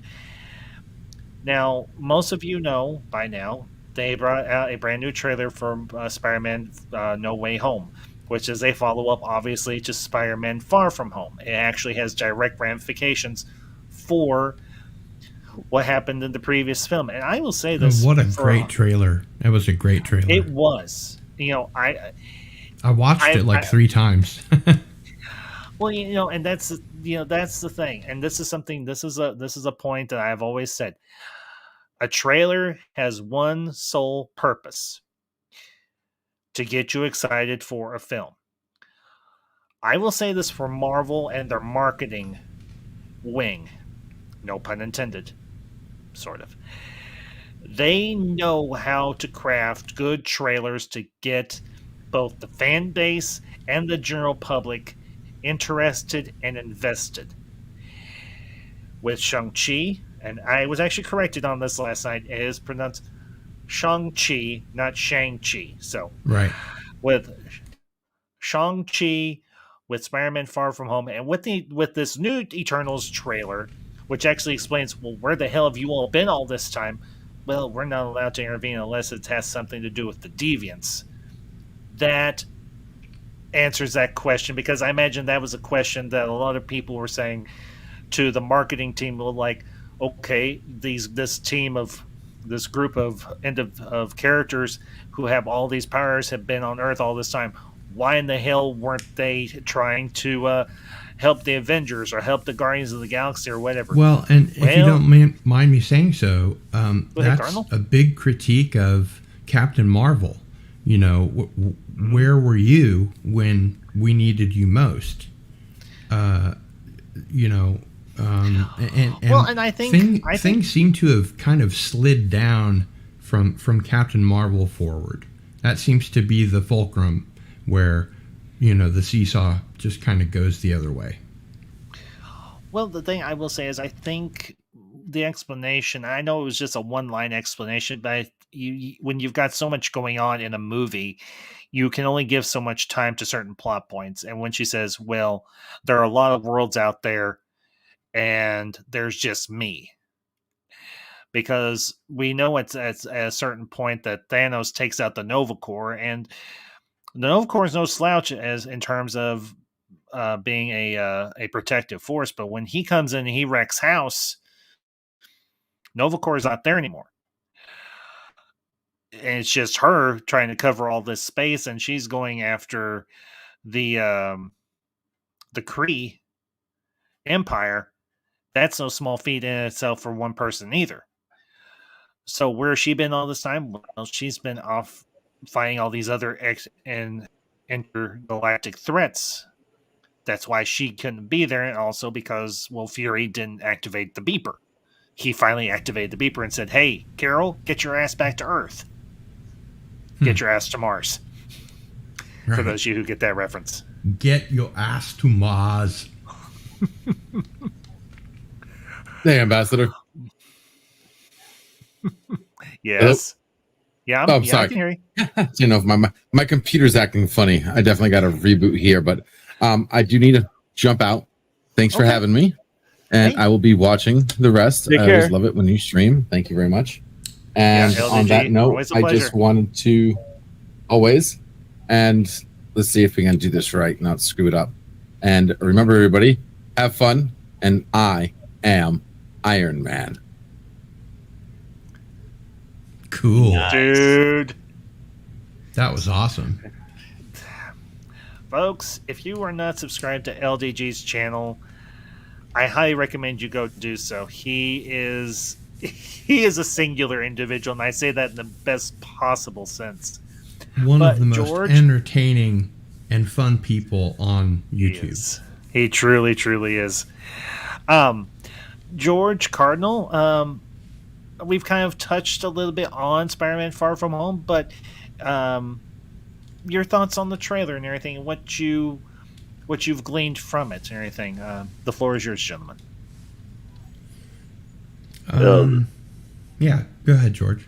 Oh man, the No Way Home trailer, like for a teaser, that had a lot more than I was expecting.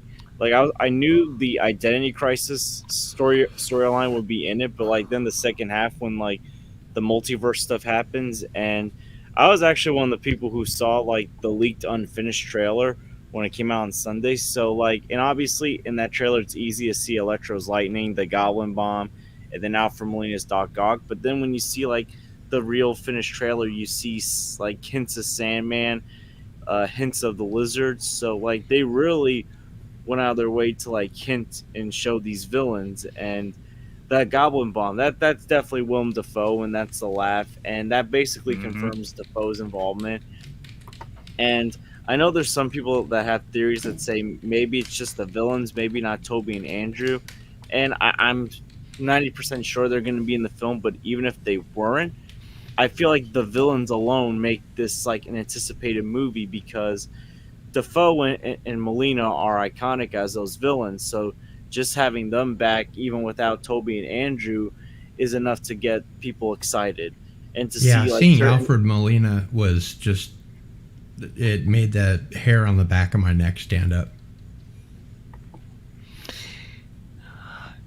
Yes, I have to agree. You know, as I said, I'm definitely going to do a full breakdown of the Raimi trilogy at some point. But you know, and George and to everybody else in the chat, I am dropping the links to LDG's channel or channels, because he's actually got two. So if you are not subscribed to either one of his channels, I highly recommend you go check out LDG. He does his Geeks Enjoy Nerdrotica stream on Saturday nights, which is a lot of fun. I've been on a few of them myself, and they are not for the faint of heart, and they are definitely not for children. So I highly recommend you go check out both of his channels. Give them a subscribe, because he is most definitely worth your time. And George Cardinal, if you want to drop the links to your channels in the private, I will post them in the chat as well and everything. But I have done so. Okay, excellent. Give me just a minute. I will get those in there. Appreciate but yeah, it. you know, Thank you. Yeah, Cardinal, you're welcome. You know, something I don't know, because I don't know, Cardinal, I don't think you've ever been on. You've been on here before. Is no, but I've watched a lot of your streams. Yeah. The one thing I have always tried to do is I've always tried to be a place where people come that they can have their own say, and they're not going to get shouted down or hollered at for it. Absolutely. Because that is one thing that I've always tried to have a positive perspective on my content and the things I do for my channel. And I want this to be a place where, not to borrow a quote from a fellow YouTuber, a person I consider a very good friend, I want this to be a place for geeks. I want this to be a place for all of us that enjoy this thing called pop culture. And I know who you're referencing. Yeah. Enosh. Well, and we're all fans. We all Yes, we all exactly. love the things that we love, and it's okay if some of us love part of a thing and not another part, and somebody else vice versa. The other way. I agree completely. This should be a space where anybody can feel safe to espouse their opinion and not as you said, feel like they're going to be shouted down or canceled or whatever. Well, there was a time, and I say this with a bit of chagrin. I was loosely affiliated with what I now term the fandom nuisance. I, No. I yep, I was for a time loosely affiliated with that group, but I came to realize, and I've said this in some roasts and some comments I've made on Twitter and social media and so on. In some instances, now I've met some people that do affiliate with that group, and they are good people. I'm not saying them. I'm not saying everyone that does have that hashtag or does identify as part of that group is a bad person. They are not. But the most vocal and the most annoying and the most petulant voices within that group most definitely are. And I have very little tolerance and very little time for people who just want to get online and throw a conniption fit, to use an old term that my grandmother would use. Or to say it as my uncle would say it, just be a bitch. And just be a neg. I have very little use and very little time for people like that. And I have been very gratified to see in my time on here that there are a lot more people out there that think from different perspectives the same way I do. I think More it's the so, differences that make us whole. It's the differences that draw us together. It's if we all thought the same thing, if we all shared the same opinion, it would just be boring.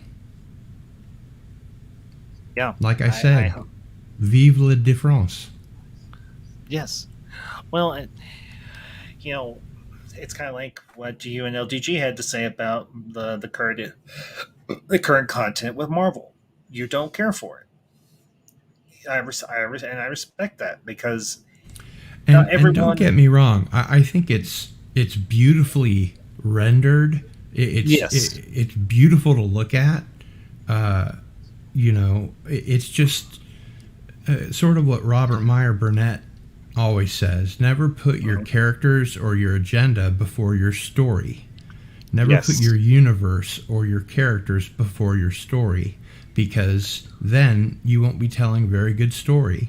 And as a I agree. storyteller myself, across several different disciplines, the story is first for me. And Yes. as a matter of fact, when I teach screenwriting, I always tell people to write from the ending back. Know what your ending is.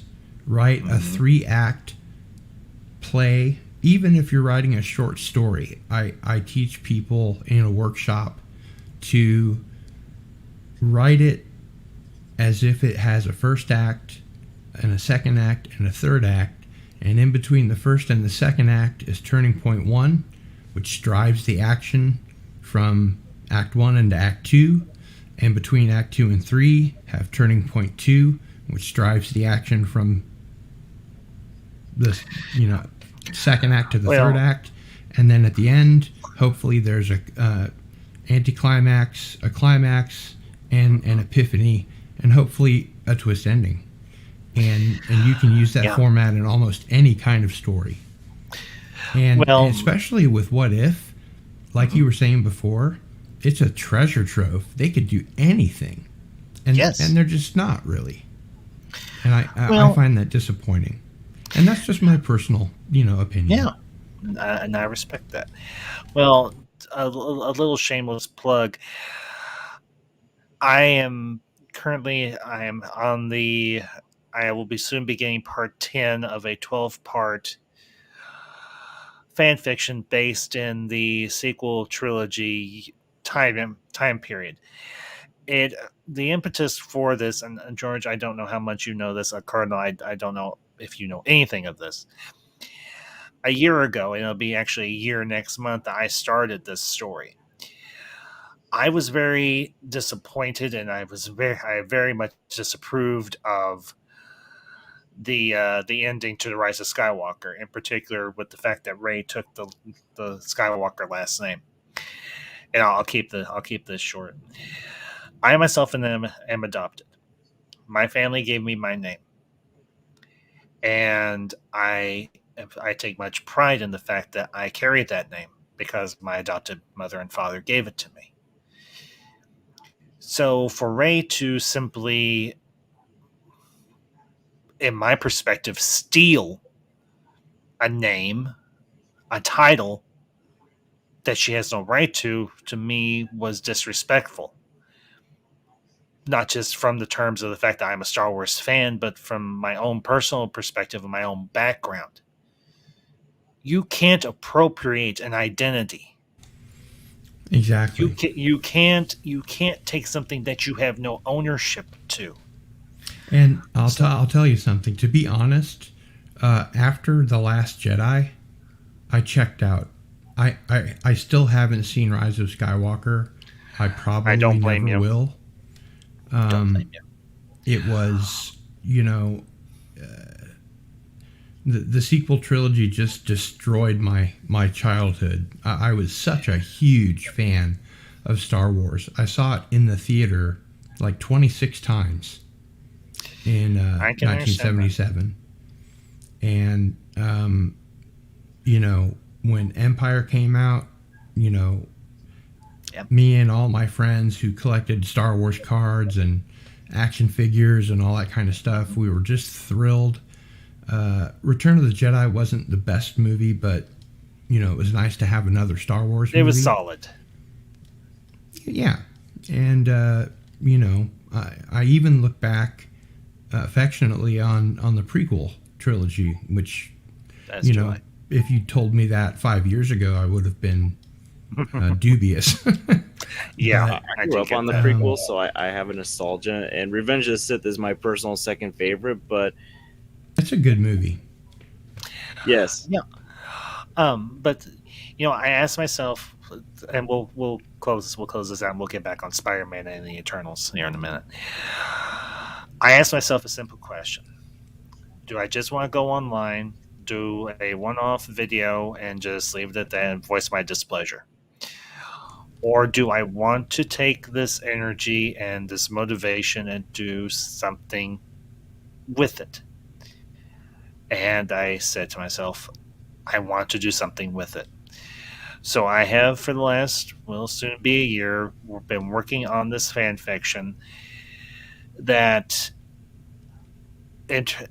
takes certain elements from the sequels. It also draws from my own inspiration, my own head knowledge, and the story I would have liked to have seen played out in the final installment of my sequel trilogy. Because here's the crazy thing: I have unintentionally laid the seeds for parts 1 and parts 2 of my own trilogy.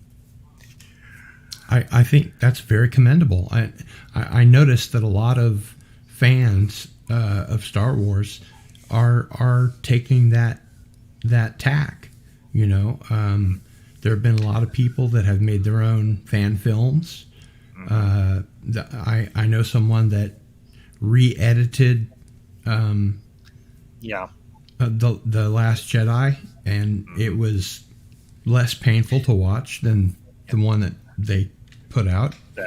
So I think that's great. It's wonderful to feel compelled to tell stories, especially if you understand why people tell stories and why people watch stories and that kind of thing. Well, and the other thing I did is I took, and I have stopped because I did the first 5 parts of my fan fiction, and it has evolved and changed from what I originally recorded and uploaded. I intend on once this is finished, I'm going to do this as a, for lack of a better term, a radio drama. I'm going to cast it, and we're going to record it, and I'm going to be casting for all of the. I'm going to be casting all of the characters. Now, some people may be doing Nice. one or more parts and everything, but I wanted this not just to be the product of my imagination and my love for Star Wars, but I wanted this to hopefully be a means by which maybe in my own small way, I can help heal the fandom, because I want this to be something that not just fans of the sequel trilogy would enjoy, but fans of the prequels, the originals, and even the expanded universe would want to be a part of. You want to give something back to the community. Yes, because I have been a part of this community even before there was such a thing as the internet. I have been a Star Wars fan all my life. My father was the one who got me interested in Star Wars when I was a kid. Yeah, me too. And Return of the Jedi was actually one of the last films.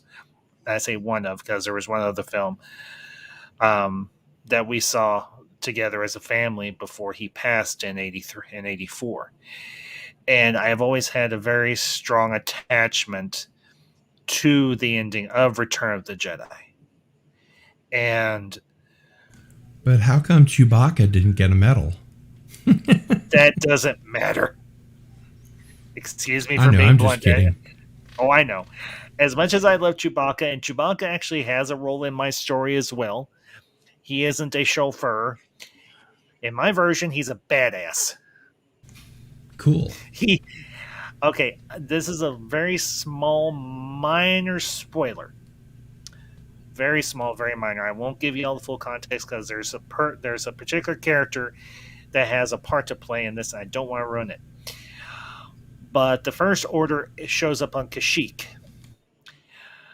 Chewbacca and the New Republic come in to help drive the First Order and the Imperial Remnant off of Kashyyyk. A character that I created that is a member of the Knights of Ren, and yes, the Knights of Ren are actually characters in my story. They're not just background. Yeah, They're not they useless. were completely unexplained in the sequel trilogy. I actually give them a explanation. Let me put it to you this way. I gave Snoke a better explanation and better origin than anything that Johnson or Abrams could do. And it actually ties all the way back to the prequel trilogy era and the Clone Wars era. It sounds really interesting. I'd be really interested to read the script. And I happen to be a voice actor as well. So when it comes time to cast that and Cardinal, here's the thing. Important part. You let me know.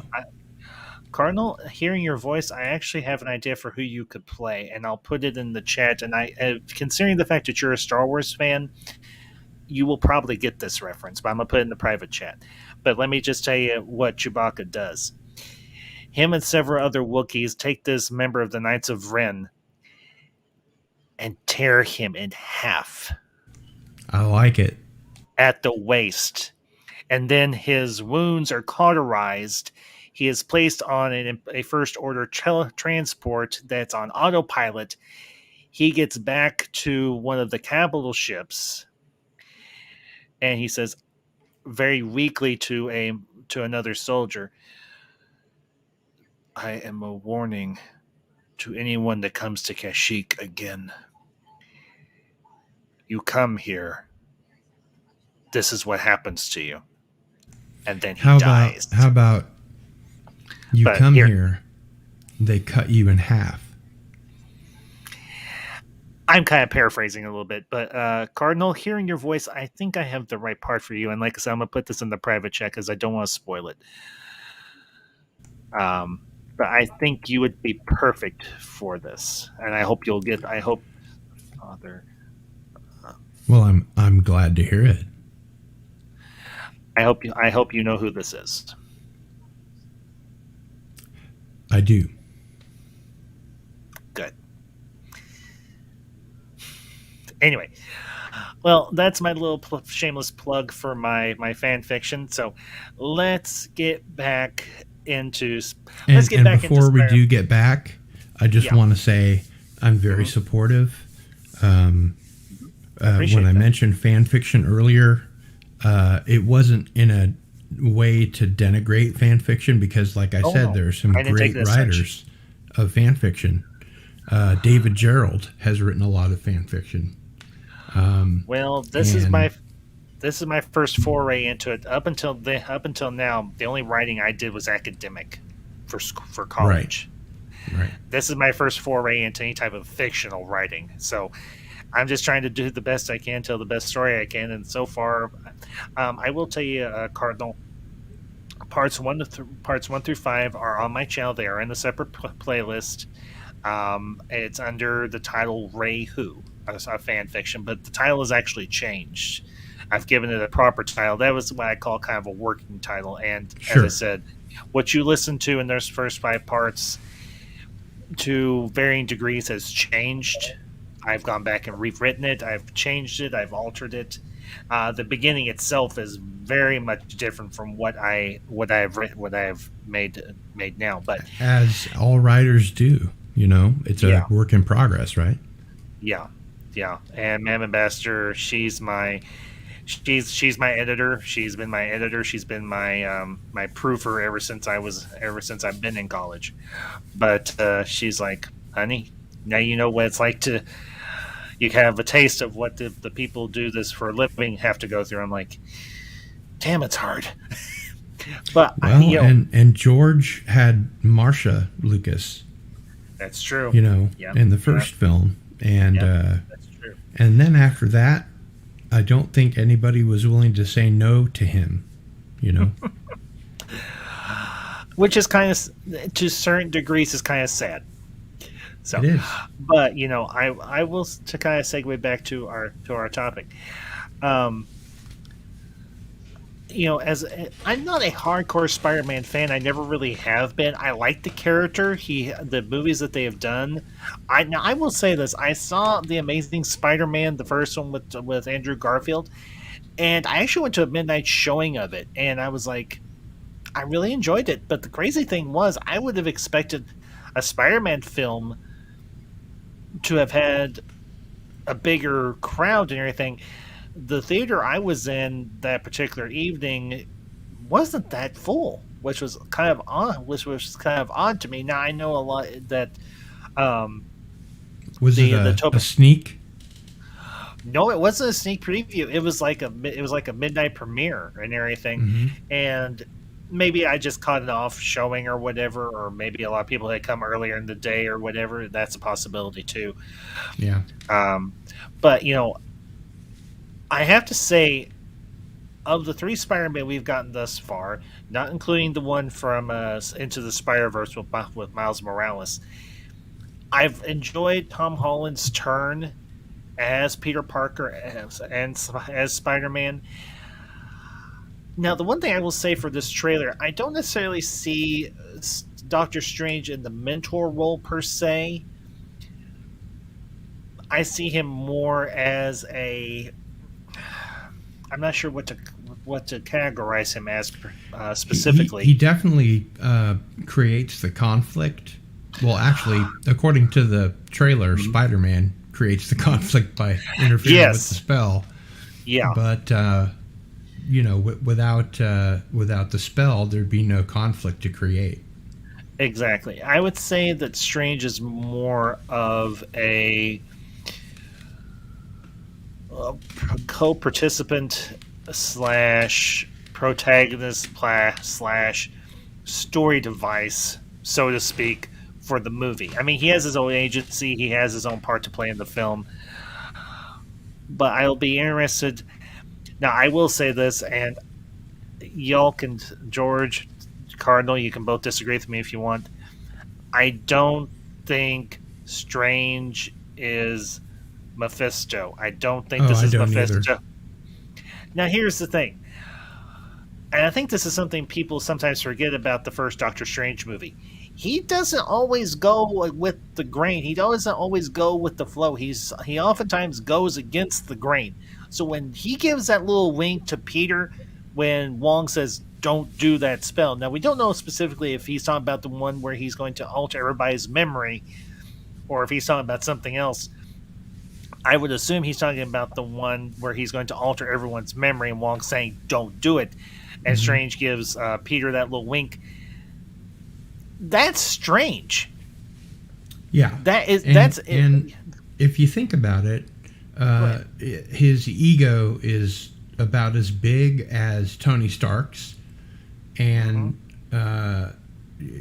he is the Sorcerer Supreme, and the Ancient One is no more. So this is the Doctor Strange at the height of his power, and it's a Spider-Man film. It's not a Doctor Strange film, but no, that's coming. That's coming though. And I'm looking very much forward to it. But I think that we're going to see more of him than just a cameo. Most definitely, yeah. I think he's definitely a plot device for sure. Yeah, but I think the interesting thing with Strange's part in this story, this is obviously a further link in the chain for the multiverse and the multiversal conflict that's going to come, I think, to the to the forefront in the Multiverse of Madness. And what's the line that Doctor Strange says in the trailer? We know frighteningly little about the multiverse. Multiverse, yeah, and he's right, because I, for one, have always been when I was reading Marvel comics as a kid and as a teenager, I always was drawn to the multiversal, the time traveling type of stories. Now, I did like some of the more grounded stuff as well. Mm-hmm. But anytime there was any type of multi-dimensional travel or adventures or anything, specifically with the Fantastic Four, those were the type of stories I really enjoyed. And the things that were kind of cosmic. Yes, definitely, and that's the other reason why I have been anticipating them bringing the Eternals into the same, because the Eternals leads, of course, to the Celestials, and that is by far one of my favorite groups within the Marvel pantheon of cosmic beings. And again, they have to be really careful with what they do with Celestials. Yes. It can go wrong very easily. That's a tough tightrope to walk. Yeah, but the thing I will say is they were able to handle Thor relatively well, and they were able to definitely handle Guardians relatively well. Now, I know that they are not super heavy cosmic beings, but they do deal with the cosmic element of the Marvel Universe. Oh, sure. I mean, it's a good introduction for sure. Was, and I'll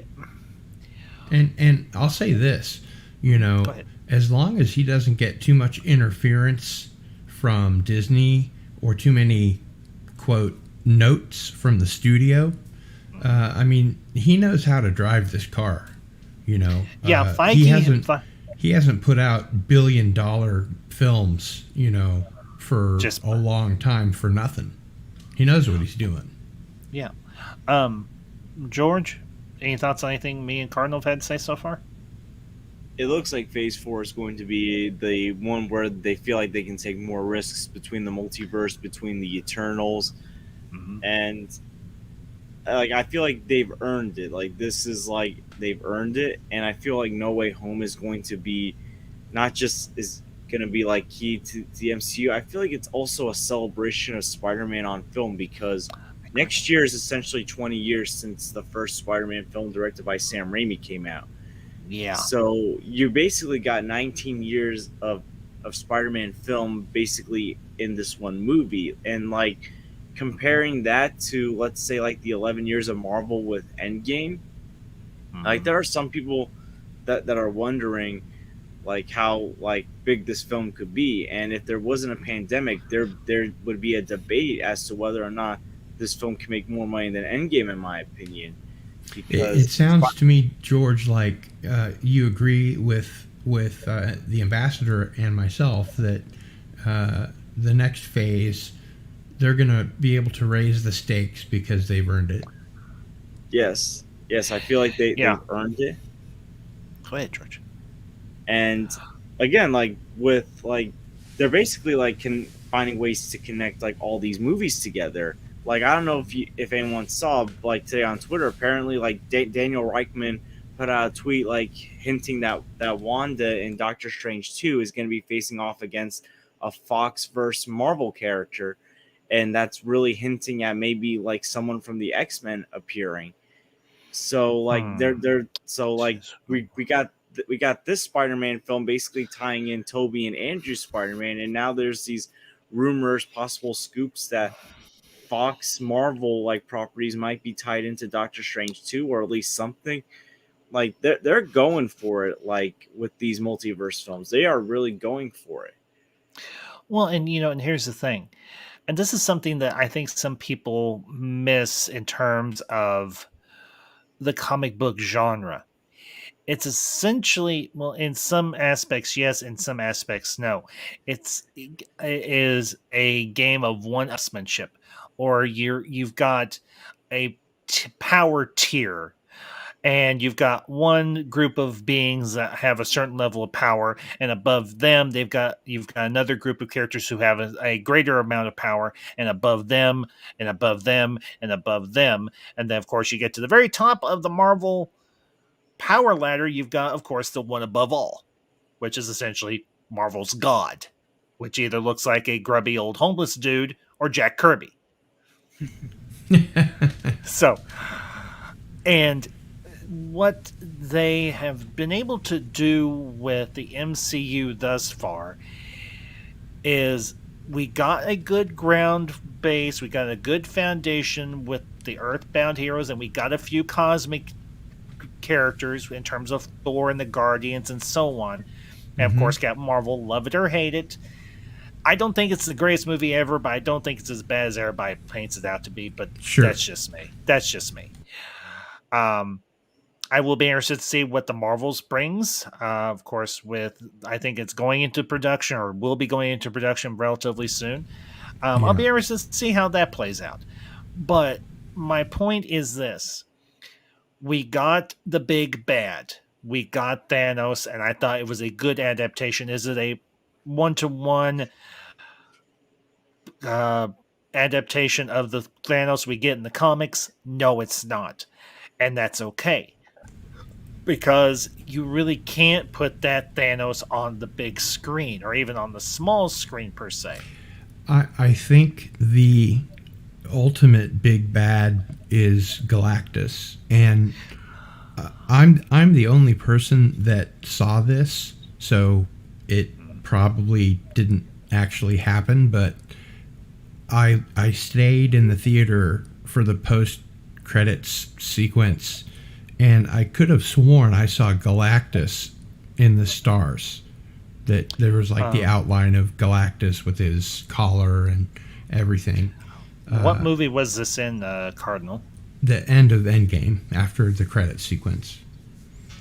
And nobody agrees with me, so it's probably me just, projecting. But you know what, Cardinal? I will go. You know what? I will go check that out, and maybe there is some credence to what you had to say, because I don't want to risk a copyright, because you know how finicky YouTube can be. But you know what? I'll go check that out, and I'll get a hold of you on social media. I'll get a hold of you on Twitter, and I'll let you know what I see. Yeah, because I'm always interested in fan theories, and if Galactus is going to be the next big bad, which he potentially could be, that's going to tie in a lot of different teams and a lot of different characters from the Marvel Universe. And one in particular that I mentioned before is, of course, the Fantastic Four. Mm-hmm. And they were the one comic that I read on the regular. Me too. And, I was so hopeful for when they announced that they were going to be doing a live action film, and the first one, it isn't. Jessica Alba one or the Roger Yeah. Corman one? I have never seen the Roger Corman one, but there are a Good, lot of people don't. who there. Don't. Yeah, I've heard a lot of people who say that it can't be beyond belief, but that's why it is so enjoyable. No, I'm talking about the one with Michael Chiklis, Chris Evans, and Jessica Alba. I can't remember the name of Right. the actor who I plays. thought that was, Johnny Torch. You mean Johnny Storm? Storm. Is it Johnny Storm? The Chris Yes, Evans yes, character? Who? The flaming, Chris the Human Torch. Chris Evans. Yeah, Chris Human Evans Torch. plays Human Torch, Johnny Storm. Yeah, so Right, Sue yeah. Storm's brother. Right. Ambassador, who's the name of the actor that plays the Thing again in that film? In the one with Jessica Alba, Michael Yes. Chiklis. Yeah, Michael Michael Chiklis, the guy He looks from The like my Shield. uncle. He looks like my Uncle Larry. Well, George, here's the crazy thing. Chiklis actually started out on it was like a late 80s and 90s. I don't want to say sitcom because it wasn't a comedy. It was more like a police drama called The Commish. Cardinal, you may be old enough to remember it and everything. I've heard of it. I actually remember it pretty vividly. It was actually a really interesting show. And then, of course, Chiklis, just a few years ago, he got another big hit with the FX series, The Shield, where he Yeah, what played did that go, like 10 seasons or something? something like that. Yeah, It was very and impressive. a lot of people really enjoyed it. Said he did a really good job. I will say, I think his turn as the Thing wasn't horrible, but I think there was some parts that were mishandled. That's the one thing. It's very difficult to act through all of that foam. However, Yeah. His performance moved me, and I definitely got the Ben Grimm vibe. Yes. Yes. Like I said, it's really hard to act through all that foam. But if they'd gone with CGI at that early stage, I think they really would have screwed it up. So Yeah, I'm glad because they the went the route they CGI, did. the CGI at the time just wasn't up to par where it needed to be to make him look realistic. Although Now they can do it. But they did it. Here's but what I the think movie they're going sunk. to do. Because I started out collecting Iron Man, Spider-Man, and Fantastic Four. I was a huge John Byrne fan. And what I think they're going to do is, and this is just my theory, but you said that you enjoy fan theories. I think that they're going to put the Fantastic Four in an MCU movie, and they've already done the origin story 3 times. So I think they're just going to put them in there, and people are going to know who they are, and they're going to get it right this time. Well, here's the thing. If you remember, we got no origin story for Spider-Man because, well, let's be candid. We had gotten it twice already as it is with Right. Sam Raimi's Spider-Man and then, of course, the Amazing Spider-Man 1. So, and most people, even if they're not a hardcore comic book fan or even a Marvel fan, are going to know the background and the backstory of Peter Parker, Spider-Man. Yeah. It's Or just at least a they've given. heard of the radioactive Yeah. spider thing. Yeah. So I would say the same is definitely true of the Fantastic Four. I mean, there's a reason why they're called Marvel's first family, for Right. heaven's sake. Yeah. So I think honestly, they now you could do like a real quick montage if you wanted to of how they got their abilities, and that would like be fine. a flashback or something would be Yeah. cool. Yeah, something You like could that. spend a little time on that. Yeah, but you don't have to focus the entire movie around it, and then No. you can get into the main. You can get into the main story, the main adventure Very of that easily. first. Very easily. Very easily. Yeah. Now the theory I've often had, and I know George has heard this, and maybe you have too.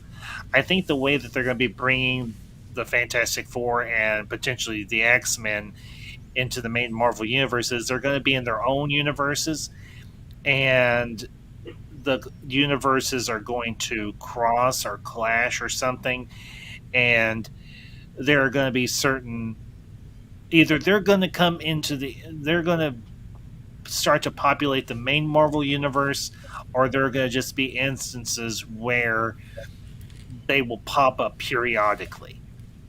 So, and I would be fine with either instance, just so long as we get to see all of these teams working together or potentially having to. I don't think that they even need to go that far. I think they can all be part of the same universe, and the X-Men are off doing their thing over here, and the Fantastic Four are off doing their thing over here, and the Avengers are off doing their thing over here, and they can all, Spider-Man, whoever, if they get the rights back.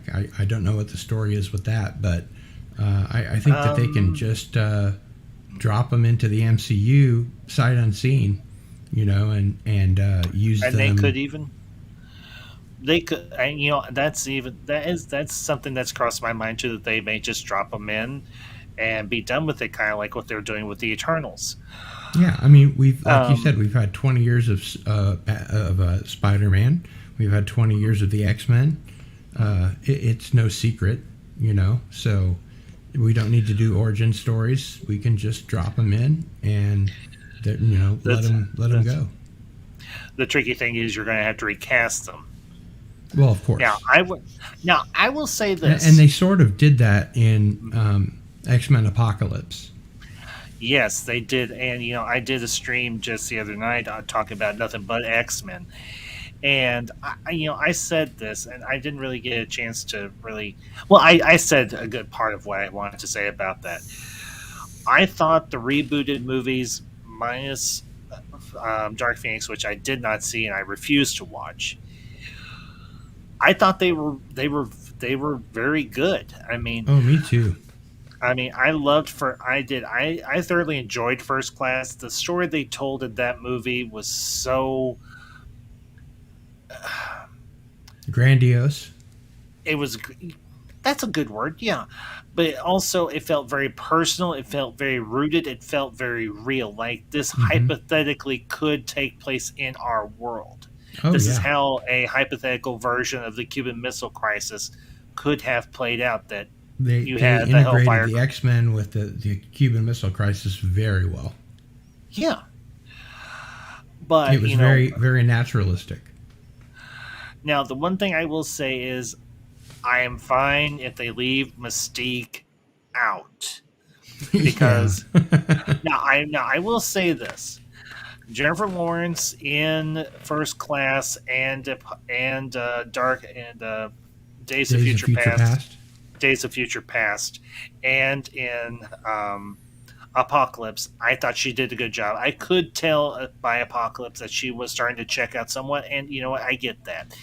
You play a character for so long, you start to get bored with it, and she basically came into. She was great. I think she's a very good actress. This goes against the grain, but I think she's not only really pretty, but that she has a lot of talent. Cardinal, you're not the only one who thinks that. I mean, here's the crazy thing, and I actually went and saw the Hunger Games movies in theater. Now, here's the thing: I actually saw them backwards, so to speak, the first two. I was in college at the time, and I was going to go see Ender's Game and Thor: The Dark World. I was on Thanksgiving break at the time.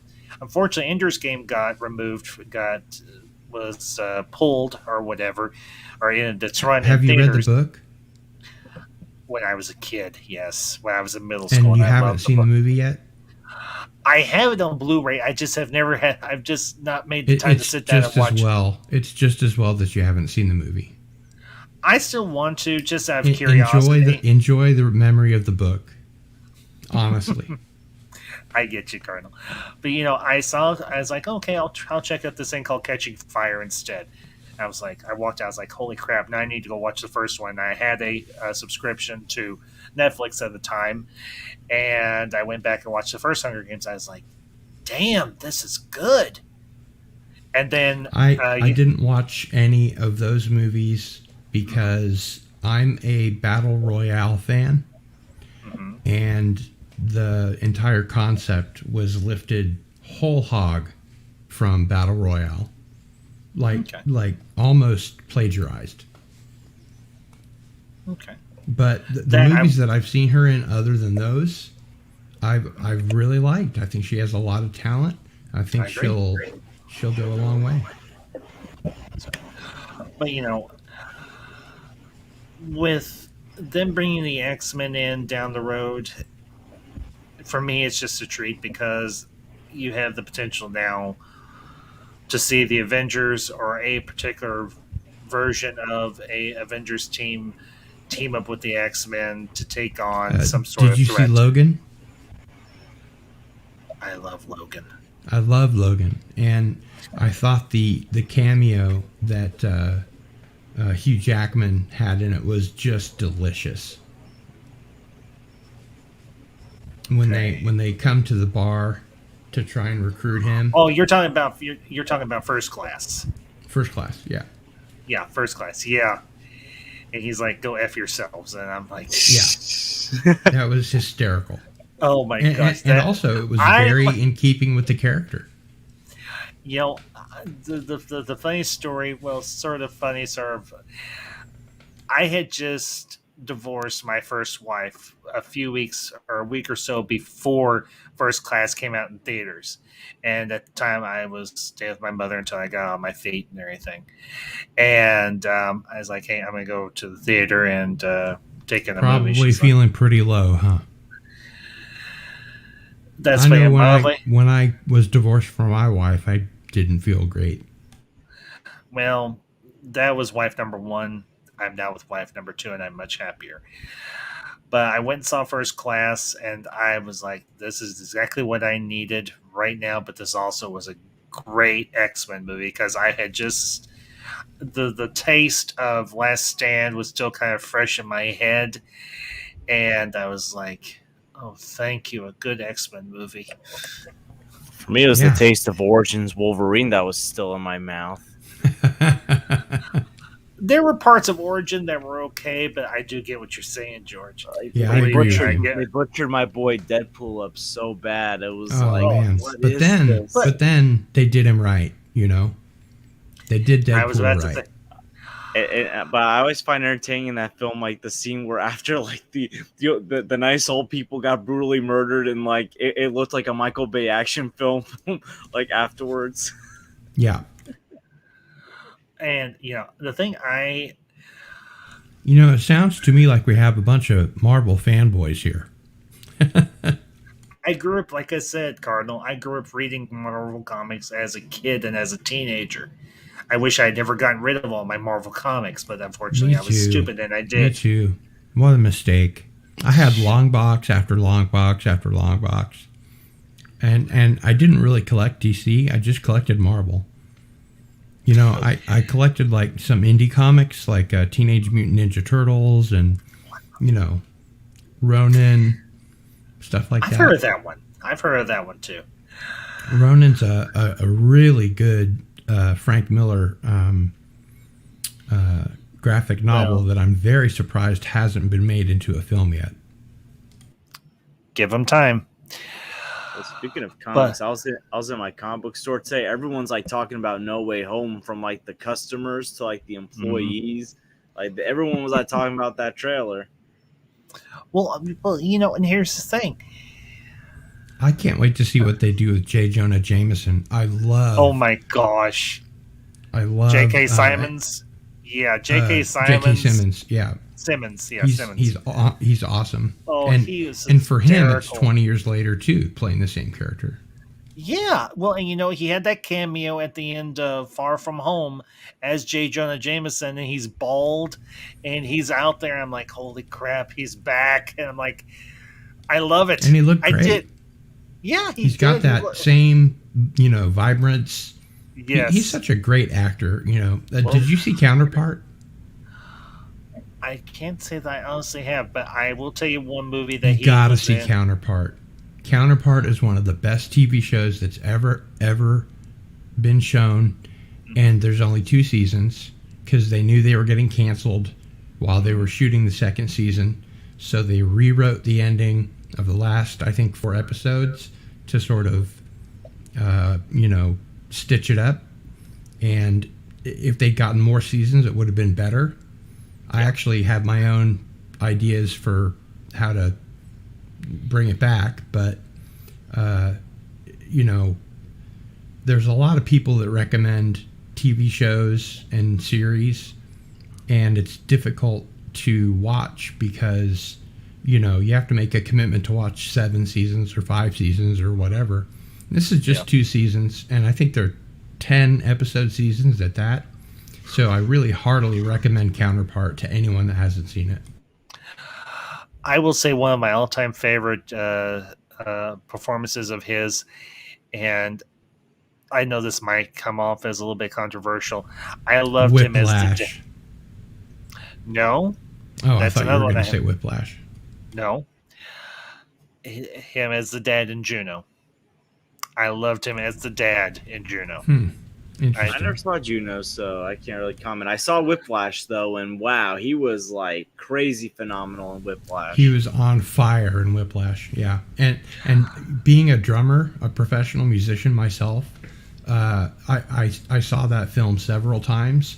I bought the disc. I own the disc. I'll put it on from time to time. And the interesting thing about Whiplash is the screenwriter was the drummer that this actually happened to. It's a true story. Wow. Yeah. Wow, indeed. But like with J.K. Simmons, did you guys know he also did the voice for J. Jonah Jameson in the Ultimate Spider-Man cartoon in between the Raimi films and his eventual appearance in the MCU? I did not know that. Actually, Yeah, I didn't know that. So. him and Clark Gregg, I think, were the only 2 from any of the movies to do voice roles. Clark Gregg was voicing Coulson, who was in the show, and J.K. Simmons was doing J. Jonah Jameson in the show. That was like around 2012 when that show premiered. How awesome is that? Well, it's kind of like what I mentioned with the What If series. They were able to get a lot of the actors to come back and reprise their roles and everything just in a voice form, and I think that really does. That's fun. Yeah, it's nice to hear the right voice come out of the animated form of these characters, and I get the critique of the episodes, but I will say this, and I'm not really an art person. I took one course in art in college. I think the art style that they're using for What If, it's very eye-catching. It's very engaging to the mind. I agree. And everything. The thing I mentioned before you came in, Cardinal, and I think you too, you as well, George. I like the fact that they're kind of putting the outline of the Watcher in certain shots throughout these different episodes, and he has like 2 or 3 different appearances, and it's just his silhouette throughout this third episode. And I do remember it was that leaked trailer that we actually saw a CGI image of the Watcher, and I'm just wondering if we are going to get an appearance by a Watcher or the Watchers. Oh, they're definitely setting something up. Yeah. Yeah. Well, we did get a cameo of the Watchers. I think it was in Guardians Volume 2 when Yondu and them are making the jump to Ego's planet. But other than that, we have not seen the Watchers on screen except for that. That was tied with the Stan Lee cameo, right? Yes, it was. Yeah. So that was like a comedic like scene basically with the Watchers. Yes, because he was. I think he was acting as I think he was kind of like an agent for them or something. I will say this: now that they are expanding out into the cosmic element of the Marvel Universe, and we've gotten the Watcher in this particular instance, I will be interested to see just how much of a part, if any, because the Watchers have that code to only observe, never to interfere. The Prime So Directive, yeah. Yeah, essentially. So I'll be interested to see if they happen to maybe introduce that one rogue Watcher who will act. I think the Watcher's name was Aaron or something like that. Who at least lets himself be known or seen. Yeah, exactly. And just want to send a shout out to the Chad Geek Studios. Geek, good to see you, bud.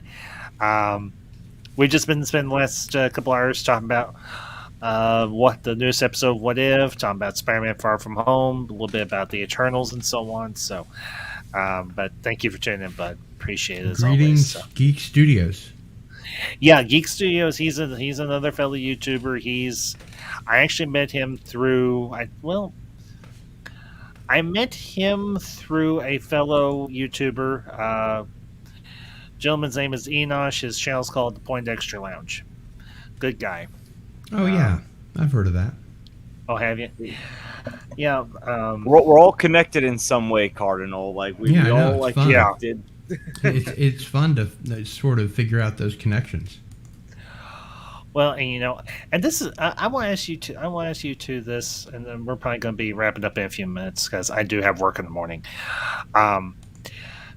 But I can go for a little bit long. I can stay on for a little bit longer. But I want to ask you to this question: with the set and costume design for Shang-Chi and for Eternals, do you all think that there's any type of connection between those two films, or maybe they're going to establish some sort of connection between those two films?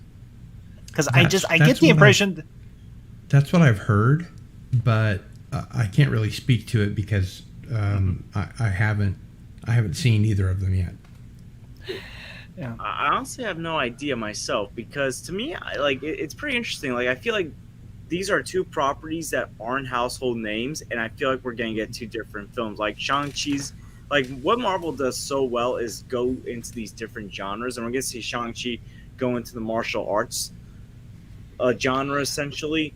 And like again, like there's gonna be some people that think, is this gonna be the typical origin superheroes movie? I feel it might be something different. Like I'm hearing like this is actually a very special kind of Marvel film, like similar to like maybe like Black Panther and others that actually stood out compared to some of the more cookie cutter-ish ones like Doctor Strange and Ant-Man. And I still like those movies, don't get me wrong, but I don't think that Doctor Strange was a cookie cutter movie. But like I feel like there's certain like origin movies in the MCU like Iron Man, Black Panther that stand out more, Captain America that stand out more, and I'm hearing Shang-Chi's going to be one of those ones. Yeah, what I've heard is it's going to be kind of Crouching Tiger, Hidden Dragon. Well, we do. Well, you do realize that one of the actresses from that movie is playing a major role, and that is, of course, Michelle Yeoh. She plays Shang-Chi's mother, or at least as I understand it, it's his mother. I did not know that. Yeah. But, go ahead, George. With Eternals, like, when I saw the first teaser trailer, like, months ago, like, the first impression I got, like, it gave me, like, an Arrival vibe. Like, if you saw Denis Villeneuve's Arrival, the imagery reminded me of that, and I was like, this feels like it's going to be one of those more artsy MCU films. And I get it, the director just won, like, I think the Oscar last season, and there's a lot of talk that maybe this Zhao. There's a lot of talk that maybe this could be the second Marvel film to get that kind of consideration. So she's like supposed I feel to like be pretty hot stuff. With this is going to be like one of those films that is going to stand out more in an artistic way. And I know people like to go to slam artsy movies, and it's like, no, there's been plenty of very good, great artsy movies. There's also been some very boring ones, but I think Eternals is going to be one of those more interesting, very good ones. Yeah, I mean, hopefully it'll be the kind of movie that makes you think for a long time after you left the theater, you know. That'll turn over in your mind, and it'll have a lot of complexity and a lot of levels to it. Well, and you know, the thing for me in terms of and this is how I view the MCU in its totality, both big screen and streaming. Every character is its own unique genre. If you look at, say, the Captain America centric films and even Falcon and Winter Soldier, they are more espionage and action adventure. Mm-hmm. If you look at Guardians of the Galaxy, Spider-Man is sort of like finding my identity. yeah, with Iron Man, it was very much a redemption story. But it was it was a very well crafted redemption story. I think I know Iron Man 2 and to certain degrees Iron Man 3 get a lot of flack. I really like both of those. Love Iron movies. Man 3. Yeah. I did, I loved Iron Man 3 as well because here's the thing. As he said to Pepper, he's like, I'm just a guy in a tin can trying to protect the people that I care about. Mm-hmm. And everything he does isn't about his ego. At least after the second movie. Externally, it's about his ego. But when you get down to the nitty gritty, yeah, it's about protecting the people he loves and about protecting the world, because he has that vision in his head of the Earth conquered, the T'Chari taking over, and the Avengers dead. So that's what causes him to do everything that he does in Age of Ultron. Again, another movie that I know gets some flack, but I loved Age of Ultron. I thought it was brilliant. It's a good movie. It's not one of my favorite Marvel movies, but like it's rewatchable. It's not a standout movie, but I love James Spader. I love the idea of Tony Stark creating, an AI and a sort of suit that can protect the Earth if he's not there to do it, and I love the idea of it going rogue. I think it's a great idea. Yeah. Well, and James Spader is the voice. Oh, please, come on. Yeah. Well, there are rumors that there's going to be an episode of What If that is going to be focused around Ultron, and that Spader will be reprising his role as the voice of Ultron. I'll be very interested to see that. That'll be very cool to see. Now, I don't know if that is confirmed, but I've heard there have been rumors from other YouTubers and other people that I take them at their word that they are fairly reliable, that they're a reliable source. But looking at the Eternals, I do agree with you, George, and also with you, Cardinal, that I do feel this is more of a superhero movie, but in the context of an art house film. Because I don't know, I am not super familiar with everything that Chloe Zhao has done. Far from it.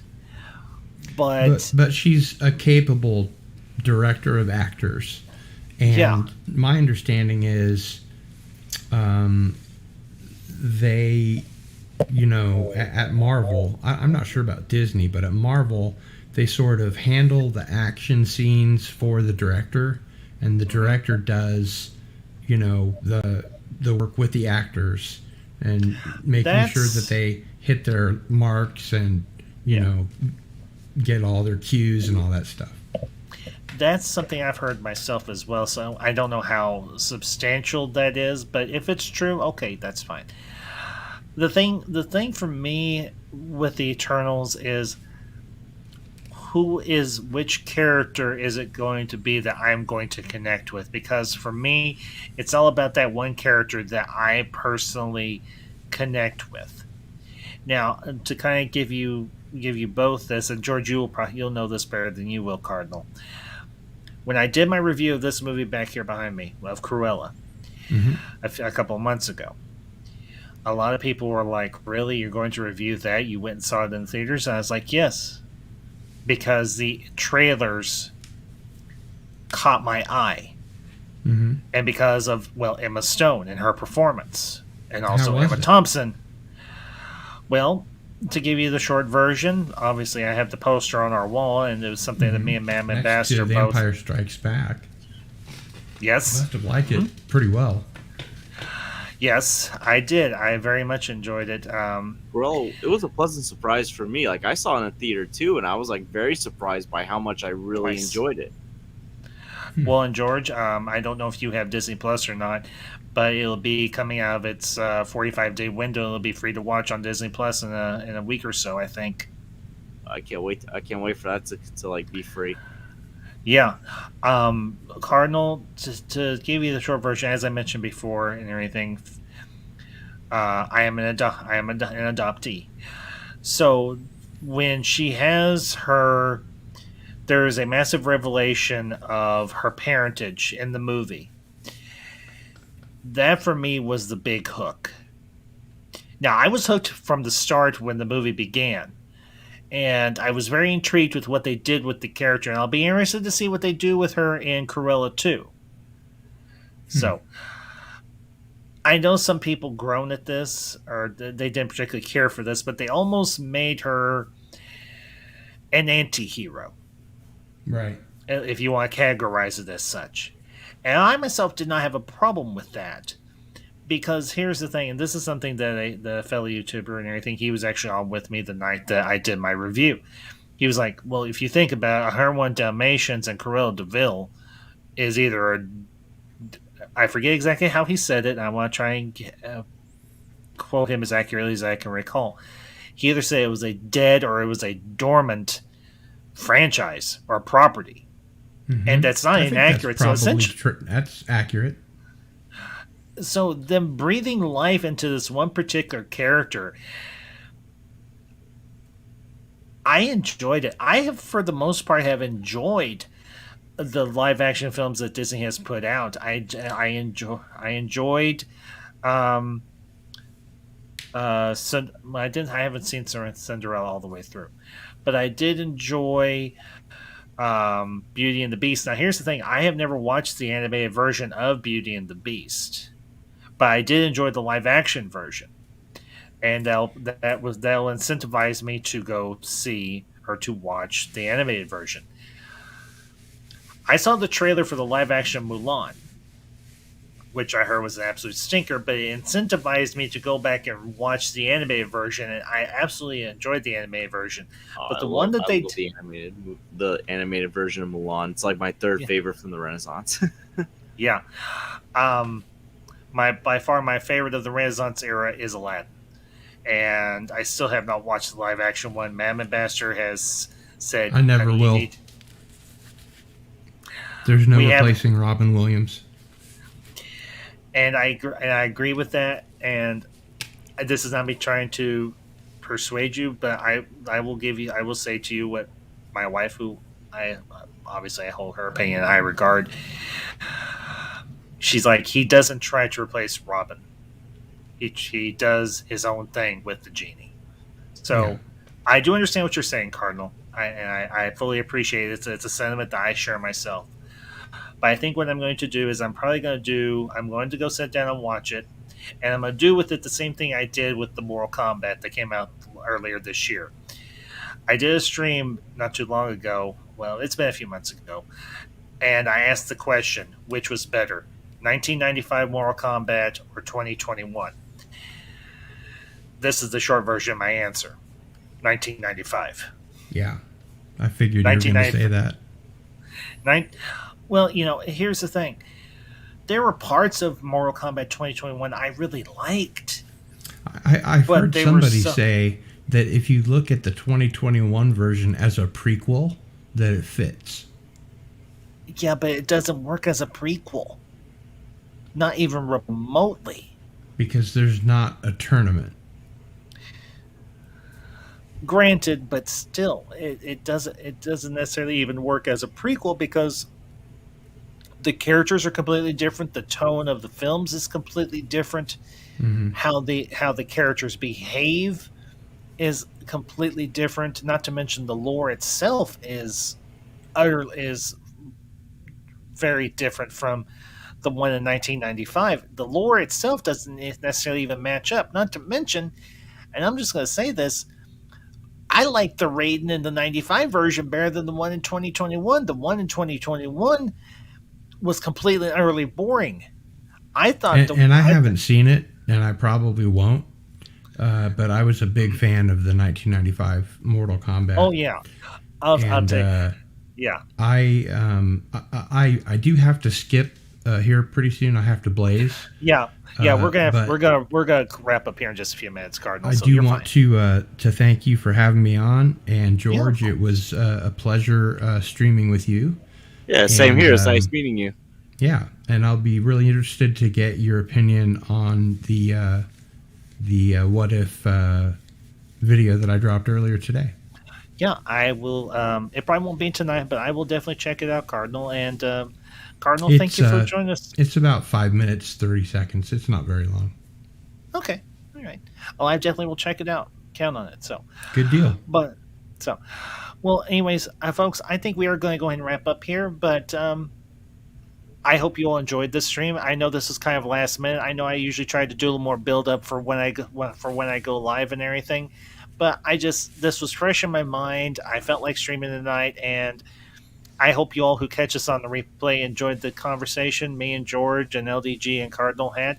And I have included the links to all their channels in the chat. So if you are not subscribed to any of these fellows, definitely do so. Do want to let you all know I will be live again Friday night with the Council of Ones as we continue our review of Babylon 5 Season 4. We'll be covering the episode. Yummy. We will be covering the episode Epiphanies, and then I will be going live Sunday afternoon. I'm actually going to change the time of the stream to 1:30 Central Time, and I will be doing a very special Afternoons with the Ambassador Director Spotlight in celebration of Madam Ambassador's birthday, and we'll be covering one of her favorite directors and one of mine, the one and only Mr. James Cameron. And that will be another open panel, so anyone that wants to join, the link will be in the chat, and you can come on in and we will talk the films and career of James Cameron. So, but that all being said, folks, you all have a great night, a great week, and thanks again for tuning in. Hope you all have a great one, and until next time, these are the I'll Ambassadors. see you next time. Signing off.